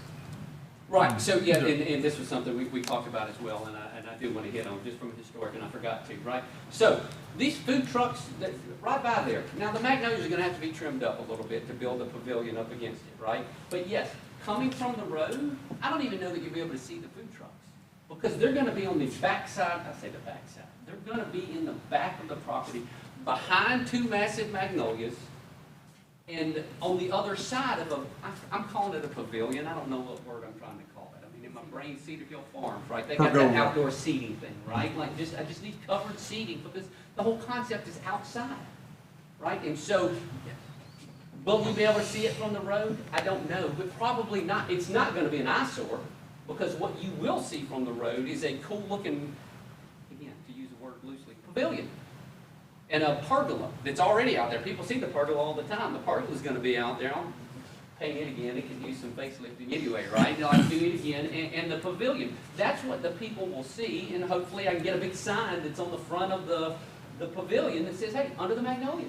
What about, what are you gonna see from the backside or in the residential houses and stuff on the road behind you? Well, there's nothing but, well, actually, directly behind me, there's only one log cabin. But there's some townhouses or something But then right there's there? a few townhouses. What will you see? The backside of, I mean, from where they see and the bushes growing up in the trees, maybe the backside of 2 or 3 food trucks. And again, that presumptively they received notice, right? Everybody within 500 feet. I mean, so if it scared them, again, maybe they did call, I don't know, but, I don't know, That was the maybe whole some people. concept of the notice was going, hey, if anybody's got a problem with this, come up here and let's talk. And so, but what would they see? The backside of a, the V, if it's done that way, of a couple of food trucks. Which again, are not gonna be like chaotic, crazy, Yes, sir. You've got parking in front of your business. Yes, sir. Behind your business. Yes, sir. And you're proposing to build 15 to 18 new spaces in front of this business. That's a guess, by the way, that number, but yes, as many as I can fit right there. But are you going to allow parking in your business, in front of your business, for this business also? Or That- will you? It will be one continuous parking lot, so yes, sir. It'd be almost like a loop here they can drive through. Yes, sir. I am hoping to have a one-way coming in on the new way and go out the other way. So yes, sir, it will be one big parking lot. Yes, sir. Okay. And they could park behind if you had that many people? Yes, sir. And again, it may be one of those, I gotta build a path if they do have overflow parking in the back, right? Like you gotta do, and again, to be honest, I say honest, like, I'm dreaming, I guess you have to see my excitement. Like, because this is something that is really exciting me. I've been doing a lot of homework, and I'm going to some of these food trucks, and they're like, hey, some of these parks we go to, they do concerts on Friday night. I'm like, what an idea! Like a cool community gathering. I'm not there yet, and I'm not pitching that, but I'm just saying, like, yes, overflow parking, all these things. I just really think this could be a cool something. Is there, does anybody else know, is there any other towns around that has something like this where it's 7 days a week? Where it's like 7 days a week? 7 days a week? Yeah. I don't know. I'm just There's curious. something, now, I've never been, but one of the guys that I've talked to said there's one in Corinth. Is it 7 days? I don't know. There is a, was it Memphis Food Truck Park? And I don't know if it's 7 days. I think it's on And I don't know how it Winchester. works either, but there is a Memphis, it's on, is it Winchester maybe? I think it's I on just didn't know if Winchester. any other towns like Oxford or Batesville or South, I mean. Does, We're ahead of the does curve. Olive Branch have something now? Because The only thing rings a bell on me is Austin, the Rainy Street, Austin, Texas. It kind of We're rang gonna, my mind. I'm trying to help put us on. Oh, it's only because I visited there this week. But they have like, they have a street and it's got like, and there's a bunch of businesses and then they have a gravel lot with nothing but food trucks in this one little area. But I don't know that they move or are able to. I think it's more of a permanent deal. 10 food trucks seems like a lot to sustain. I mean, that's your Well, and it may business. not work. And that's I your, mean- and I mean, yeah, I want you to be successful if we approve it. I do. And again, the mindset going, hey, the thing is, the way the regulation was written, You have it. ordinance You was have- written, you have it. was Is it up in there? to, I don't have it on. There you go. Okay. it was I'll pull it up up. to I'll pull it 10. up. And I'm going, well, heck, let's swing for the fence. I may only have 4 food trucks out there, right? But I still want the opportunity, if I can get 10, let's roll with 10, right? If I can only get 8, let's get 8. But hey, I may have 8, and then I may have a ninth one come. You know what I'm saying? And so the pitch was, hey, let's shoot for the stars and make this thing cool, and really, I may not have 10. But I hope to have 10. And I hope to have a really cool hangout space where people can come enjoy and really, you say it's a bad spot? Man, I sit on my front porch where traffic go by all the I time. didn't say it was a bad Well, spot. not bad spot, but. I said, I don't know if it's the right spot. Right, there you go. I'm with you. I didn't, I love the idea. And to point out what Commissioner Safley said, that, the thought that you went into this, the idea, the homework, everything, it's on par of what, in the spirit of what we were hoping.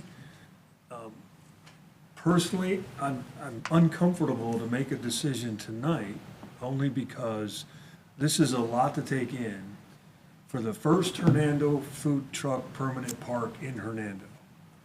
And we've had, maybe a 30-minute, 45-minute discussion to make a decision. Don't know that I'm comfortable making that decision tonight. I want to study it some more, maybe. One thought process, again, just, Yeah. I'm laying it all out on the table, right? It's a lot to, because this decision will,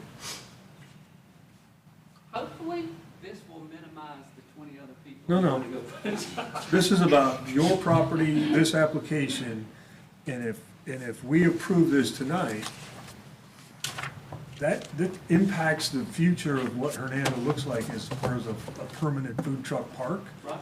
I don't know, personally, I'm not quite comfortable making that decision tonight. That's.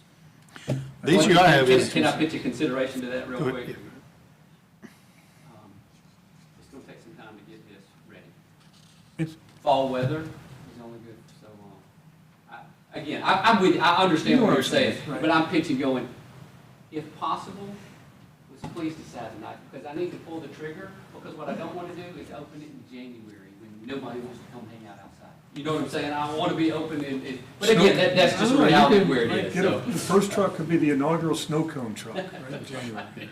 Yeah, the issue I have is the, you know, the effect of 10, I mean, theoretically, I'm sure it's gonna be 10 different food trucks, because obviously you're not gonna have two of the same food trucks across the gravel from each other or turf. Is the effect on, you know, the brick and mortar businesses, like, you know, obviously there's an ice cream store right next door to you, so. Talk to them, I'm not arguing on site. So. They're clients and friends. Right, so, I mean, I'm just saying, you know, you got, it could, and if you have this where it's permanent, and like I say, everybody was for it, like I say, your concept is exactly more in line with what the city is looking for. But I don't think anybody was prepared or ready for a 24-hour or 7-day-a-week concept, because that's a big deal. And like I say, if somebody can sit up here, pay your monthly fee, whatever that is, it's much, much less than the gentleman that owns ACs pays on his, you know, well, he owns a building, but less than his mortgage and light bills and everything else, and his overhead that he's got to have, and his payroll taxes and all that stuff. So that's, you know, I don't want to build this and then shut down 10 brick and mortars to come I'm here. with you. I'm with you. And again, thoughts, right? Food courts and malls. It takes a different effort to go to a mall to go to a food court than it does to go sit down at a restaurant and eat, right? There's food inside Tanger outlets, right? There's not very much. Well, okay, well, maybe not, but up there forever. But again, concept, this is a different concept. Yet, will it compete? Yes. But is it a direct competition? Because the people who want to, I go to ACs all the time. I love You know, ACs. Like, I'm not really, I do. Like, I mean, you have the best burgers around. Like, for real. Like, I mean, I love ACs. And the people who want to go sit down at a dinner at ACs aren't going to come get a to-go plate. It's a food truck. You get it in a to-go plate. You know what I'm saying? And most people take it home with them. You know what I'm saying? So yes, there will be some competition, but again, when I'm on a date and I'm dressed up and taking somebody to go to a nice dinner at AC's, I'm not really battling with a food truck. Right? You know what I'm saying? Now, granted, there are some other restaurants that aren't as upscale as AC's, and so yes, but again, concept being, we wrote this into place because this is where life is going. And I'm not trying to take AC's out of business. Like, I'm not, he even knows it's a good idea because he tried to do a food truck, right? I mean, like, come on. Well, I'll even let him put a food truck out here. Really. And like I say, if this is approved, and I mean, who's to say he's not going to sell his building and put a food truck on your property? I hope he does. And come sell hamburgers on the property. I don't know if that's what's best for the city. Because I'll just say this, Del Boy Burgers, who was on board, is now moving to Florida. But anyway. But I don't know if that's what's best for the city, is having another empty space on the square, you know. Well, I'm with you, and In the that's historic going to be district. empty if he moves his restaurant either, though. Right? I mean, like, same reason. Like, so there's been multiple restaurants that have closed and somebody else came along.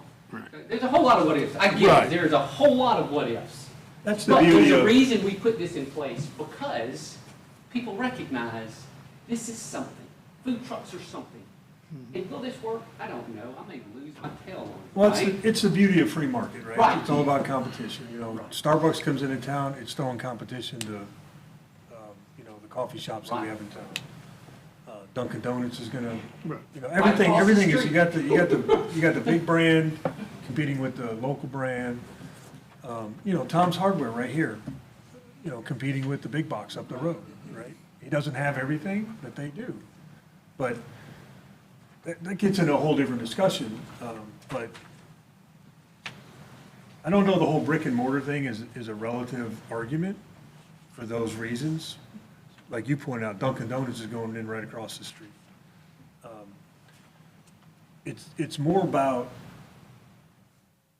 what Commissioner Max is talking about. This is a huge impact. This is a big decision that. It'd be one thing, it's like, hey, we're gonna do a 4-truck food park and I'm gonna open on the weekends. I think that would be easier to digest. I'm with you. I agree then this, completely. you're proposing 7 days a week.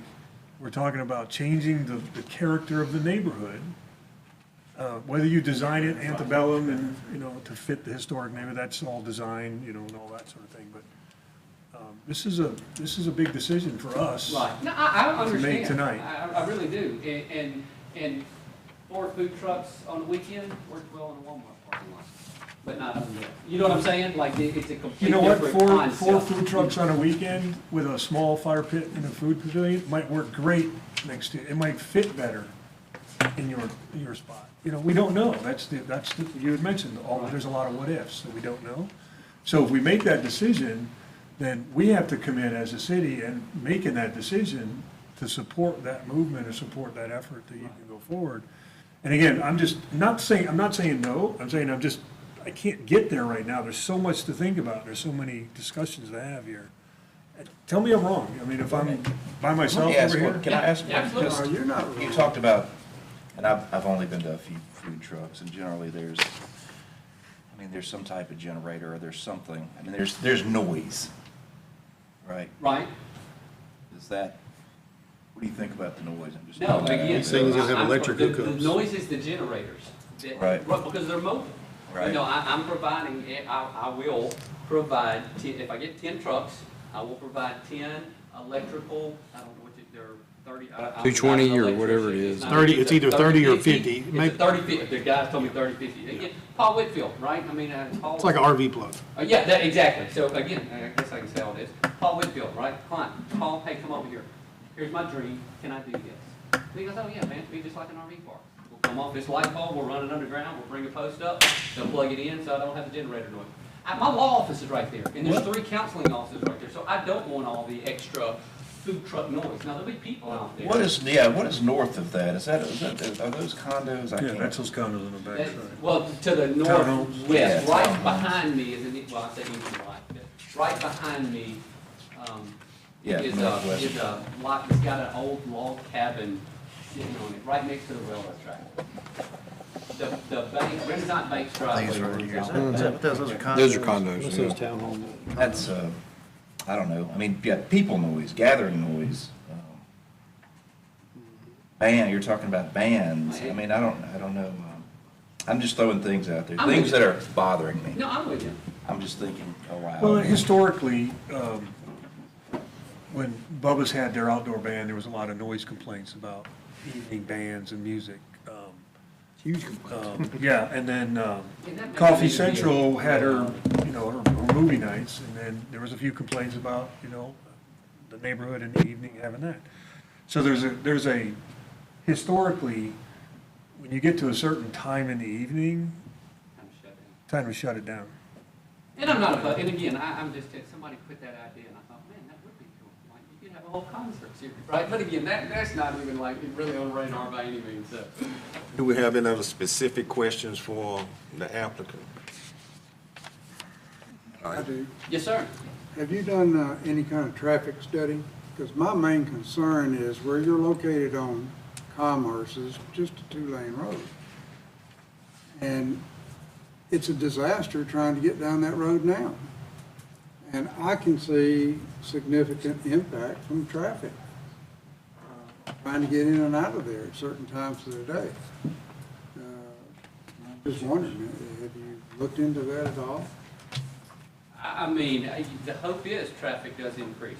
I want people it's to come, going right? to. But We it's know it's that. our main road through Hernando. It's a commercial piece of property. I say I could, and I don't say this like in a bad way, but I could build another something on my property right now that could be a business that generates traffic. You know what I'm saying? Whether it's a food truck park or something, I've got enough space to build something else on that property that would generate more. We're putting a Dunkin' Donuts right across the street. Right? It's going, that spot is going to be So we have traffic. that added traffic now, and we having a hard time getting down that, up and down that street. Pick me over Dunkin'. I'm just kidding. I think, didn't they present a Can we traffic have a study? choice? Can we make that a choice? Didn't Duncan present a traffic study? That was one of the points of concerns. I don't know, I don't remember seeing anything. It was, Most of their stuff was administrative. They had a variance for their building setback. Okay. Max Planck's, the law was so weird. Right. And then they did have to present something to the city engineer on their entrance point. One specific question, Mr. Daly. So you said if you have 10, you're going to provide electrical plugs. So you're saying if you have less than 10, that's not No, an I'm option? providing electric regardless, so I'm gonna have 10 plugs out there. Again, if approved for Right. 10, I'm going to have 10, I say plugs. If approved for 6, 10 you'll have 6 plugs. Right, yeah, absolutely. I'm going to, because I don't want the generators running out there, because again, my law office my law office is right there, I don't want all the generator noise out there. I know your dream and your goal is 10, but are you willing to accept less? I mean, if that's what you give me. But again, here's. But what I know there's a cost. But that's what I was gonna say, But- I don't but know we that I can't have take that. 10. Is but my 10 hope- financially the only financially feasible way for you to do this? I haven't done the math because I don't even have a tab yet on what it's gonna cost to do all this. Because I haven't gotten that far, because, I mean, I'm dreaming, and again, I'm blessed, I do a bunch of construction law. So 90% of my clients are contractors and such, and I'm like, hey, how hard would it be to put a parking lot in? How hard? Like, no, we got you covered, right? So I have no idea what that tab's gonna be. So I don't know, but you're right, I don't want to get 4 trucks and generate, I don't even know what the number is, half of what could be of 10, and it not be a sound financial investment, is that the word? I don't know. I don't wanna act like. Yeah, the other concern is it not taking off in this town, and then we have this permanent piece of property that's not being used. No, well, it's still sitting in the empty yard right now, so you're gonna trade that off, right? If I build it and it doesn't come, what we now have is I have a bigger parking lot for my law office, which is not a problem, and a cool outdoor pavilion. That can be used for whatever the heck it wants to be used. You need a party? Come on. I got a big yard in the back, it's AstroTurf, bring your kids over here. The fact that there's not food trucks out there doesn't mean it's bad. You see what I'm saying? Because what will be seen on the ground, or what, driving down the road, if food trucks don't come, what's on the ground on what would be the food truck park if none came, nobody would see. You understand what I'm saying? Like, that would just be on the dirt, and so I would now have a cool pavilion outside that maybe a kid could come throw a party at. You know, who knows what I do to generate income if I build it, nobody comes. To clarify on that also, on what you're hitting on, it sounds like a lot of what you're talking about doing, say it didn't take off, it's not permanent structure, it's something that can be rolled up and. Absolutely. So, you know, it's not like like you said, he can build a building there, it's not like a building that's built and then it doesn't work and now you have a building sitting there, a lot of that can just be. I really do. Have an outdoor I've got bathroom. different long-term plans for that. The bathroom. The bathroom, yeah. Yeah, so again, right, so that was part of my battle with building bathrooms, right? Because I have future long-term hopes to do something else on that property, right? Just because it's a cool looking, not tearing down my building, but right there, right? So I'm trying not to put anything permanent down, so that 5 years, my conditional use is gone and food trucks have passed and they're not cool anymore. Then I go, okay, pack it up, let's go. Now I can do something else out there. So that was my battle with bathrooms, going, hey, I don't want to build anything permanent out here, but I can build I can build a bathroom, I can block up a bathroom. and Like make at it the look tennis pretty. courts. Do I? Like at the tennis courts. Right, I can do something like that and still get it down and it not be too bad. So, All right, any other questions for the applicant? Thank you. yes, sir. Anybody in support or against this item, please come forward and state your name and address.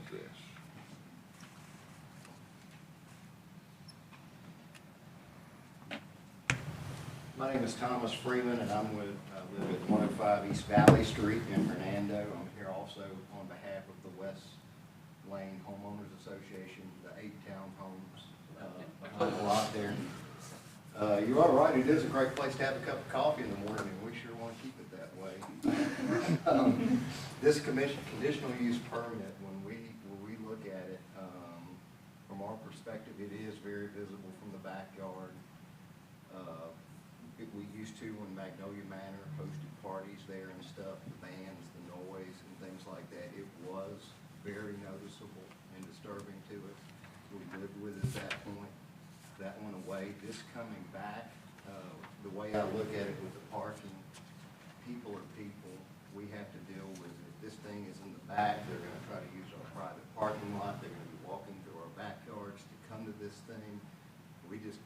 We're against it. There's no way should it be behind it. I mean, Magnolia Manor was built in 1883. It's a historic mansion.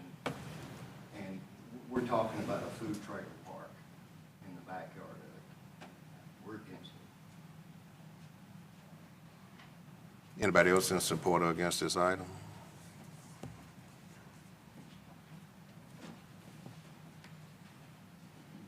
This will be really short, so not to contradict what I said earlier, I'm not opposed. Name and address, just to whatever. Secondary variant, 2438 Holiday. Not opposed to a food truck park of sort, you know, don't like a 7-day-a-week deal. If we did a, you know, a one-time deal, you know, if it was a one-day-a-week, the food trucks came in on Mondays, and a lot of the other businesses are closed. And there's other restaurants that are closed on Monday. I think Bon Cibo's closed on Mondays. Parish is closed on Mondays. You know, so there are some restaurants that are closed, so maybe that Monday is that day that we have the food trucks come and bring a variety besides, you know, just what we have here. Give us an option of it, but not take away 6 more days from our local businesses, you know, that are already having the struggles. And if it goes into a food truck park, it's more controlled. It's a controlled area. It's not just random, every business in town trying to have a food truck here, there, and yonder. It's a refined, controlled area, monitored and maintained by whatever laws y'all govern it to be. And then you've got that one person or in advance, whatever, being accountable for it. But then it's a happy medium. You know, everybody can have that food truck option. You know, the homeowners may not be so offended by so many other days, you know, of noise or whatever. And having the breakfast sitting outside, I get it from his point and his point. You know, it's nice. It's a beautiful piece of property. You know, but Coffee Central also has that as well too. You know, they've got a beautiful porch. They sit out there. They can see the traffic. They can see all that and enjoy that as well. So just that's a good possible, you know, happy medium that everybody wins, you know, a little bit as well. So it's my things from that.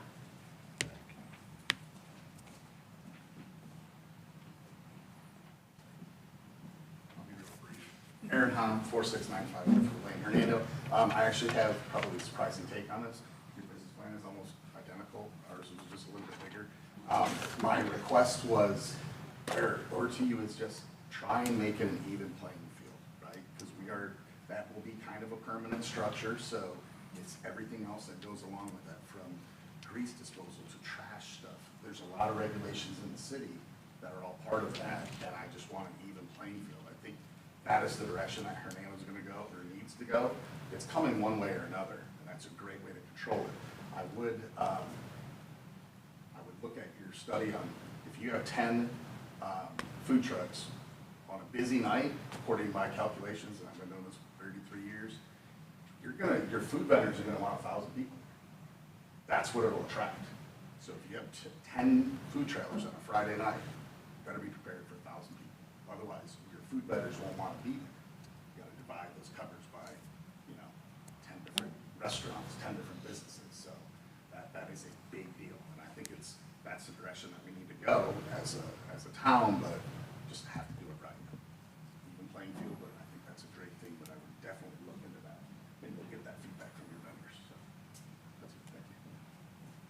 Should I address that? Again, I'm not in business, but. You just want to let it, see if there's anybody else, and then you rebuttal maybe?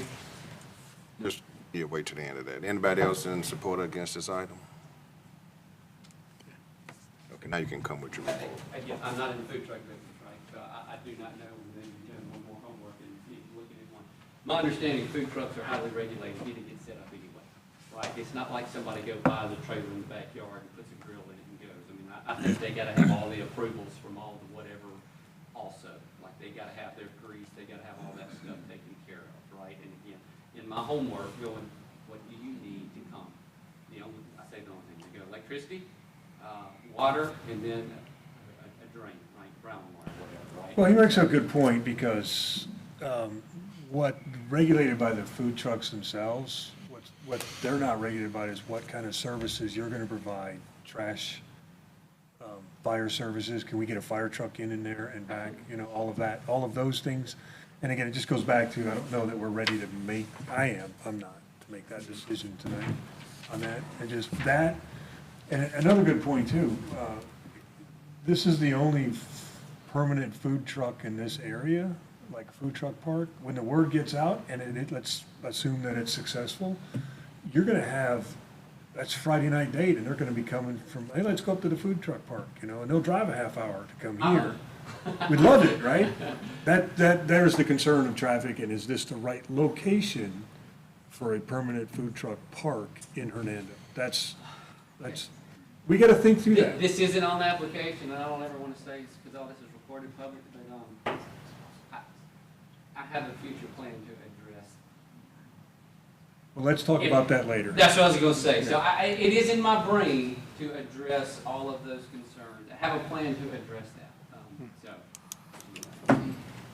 Yeah, the parking spots, I mean, is a huge concern. Like you say, if you have 10 food trucks and counting your spaces in the one you're gonna add, I mean, that's only 40 spots. I mean, I'm not sure, I know the city on business, it determines how big the business is, how many parking spots you have.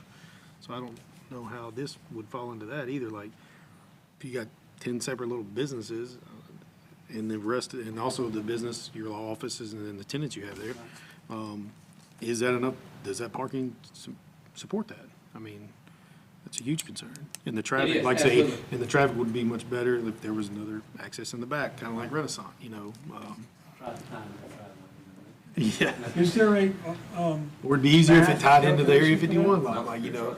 For physical structures there are, but the reason we designed the ordinance like we did on a case-by-case basis is because we had an ordinance prepared that was like almost 20 pages long, and it's impossible to address every single issue, and it's easier to vet them with the planning commission by conditional use. So if he says, half of my trucks are breakfast only, half of my trucks are dinner only, some are open only on Mondays, there's so many different ways you can do it, and that's why I kind of left it a bit open-ended.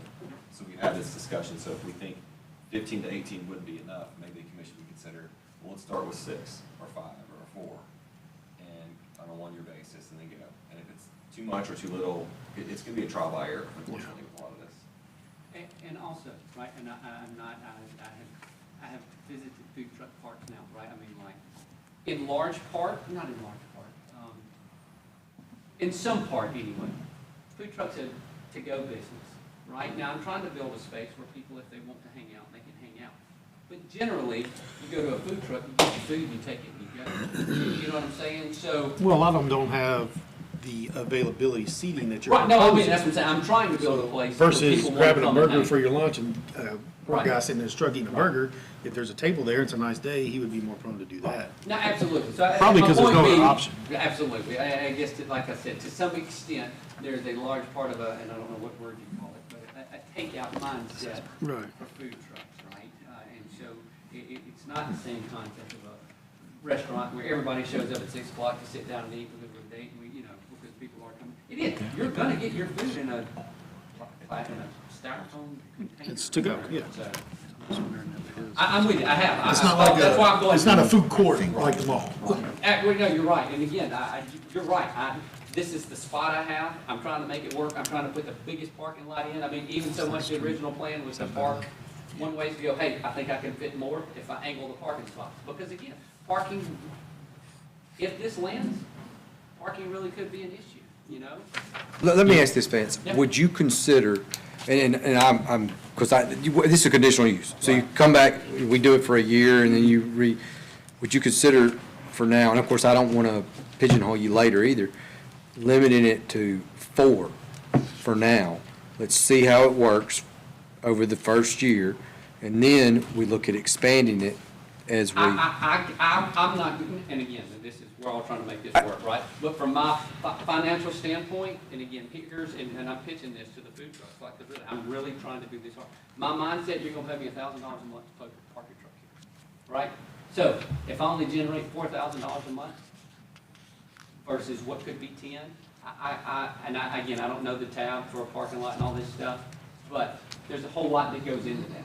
Because one, I don't know that I can spend the money it's gonna require to do with the max generated income at being $4,000 a month. Because again, my plan is you're paying for $1,000 a month, you're not paying utilities, you're not paying anything, I'm covering all that. I want this a place where people come.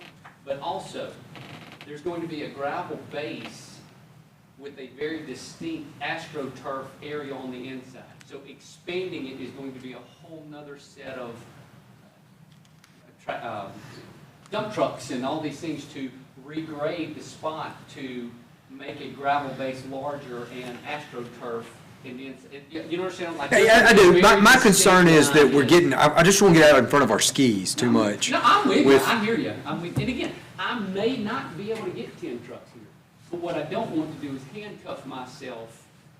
But I feel like doing it smaller, it helps us get an idea on the parking situation, the idea on the flow of traffic, the idea of business, who's going to be there, who's not, and this sort of thing. And it also probably concept. gives a little bit of, it No, helps us out a little bit No. as far as, you know, the brick and mortar stores, you know. But, Because and again, this is an argument just running, but for me, no, a 4-spot truck is not me going, okay, let's pull. I just threw 4 out there. No, That was just the. I get the fear. The unknown, my gosh, this is the first time this could really change everything and all this kind of stuff. I'm with you, but again, it's a financial investment to go, hey, I need to make sure I can at least have the option to recoup the funds put into, which is not y'all's consideration, but again, it's mine for going, no, I'm not gonna pull the trigger on a 4-spot truck park, right? You know, just Sure, because it sure. doesn't generate what I Or you think I partner would. with Macy's or partner with somebody else and they can all invest together. They could, if they want to improve my property, come on. Like, you know, so, I still haven't heard a grilled cheese truck yet. I mean, come on, we gotta have a grilled cheese truck. hey, The $1 All grilled right. cheese. give me time. All right. Yes, Okay, is there a motion to approve, deny, or table this item?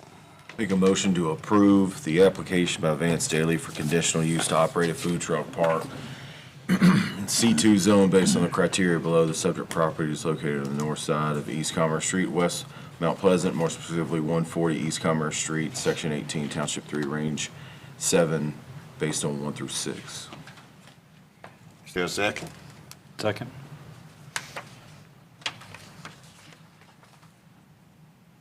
Commissioner Clark, Aye. Commissioner Thorne, Nay. Commissioner Jordan, Nay. Commissioner Safley, Aye. Commissioner Max, Nay. Commissioner Ashworth, No, Commissioner Skeen. Hey, Okay, the motion to approve this item failed. It may help, to do a motion the other way. Exactly. So we need to have another motion on this item. Move to deny the application by Mr. Vance Daly for a conditional use to operate a food truck park in the C2 zone based on the criteria below. The subject property is located on the north side of East Commerce Street and the west of Mount Pleasant, more specifically 140 East Commerce Street in the Section 18, Township 3, Range 7, 1 through 6. Is there a second? Second.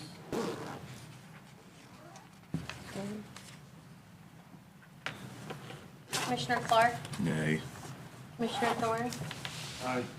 Commissioner Jordan, Nay. Commissioner Safley, Nay. Commissioner Max, Aye. Commissioner Ashworth, aye. Commissioner Skeen. aye. Okay, the motion to deny this item passes. You got, 10 days conditional, to go to the mayor, board, and alderman. Is there a motion to adjourn? Motion to adjourn. That's it? Second. Second. All right, motion adjourned. Meeting is adjourned. I voted, I know.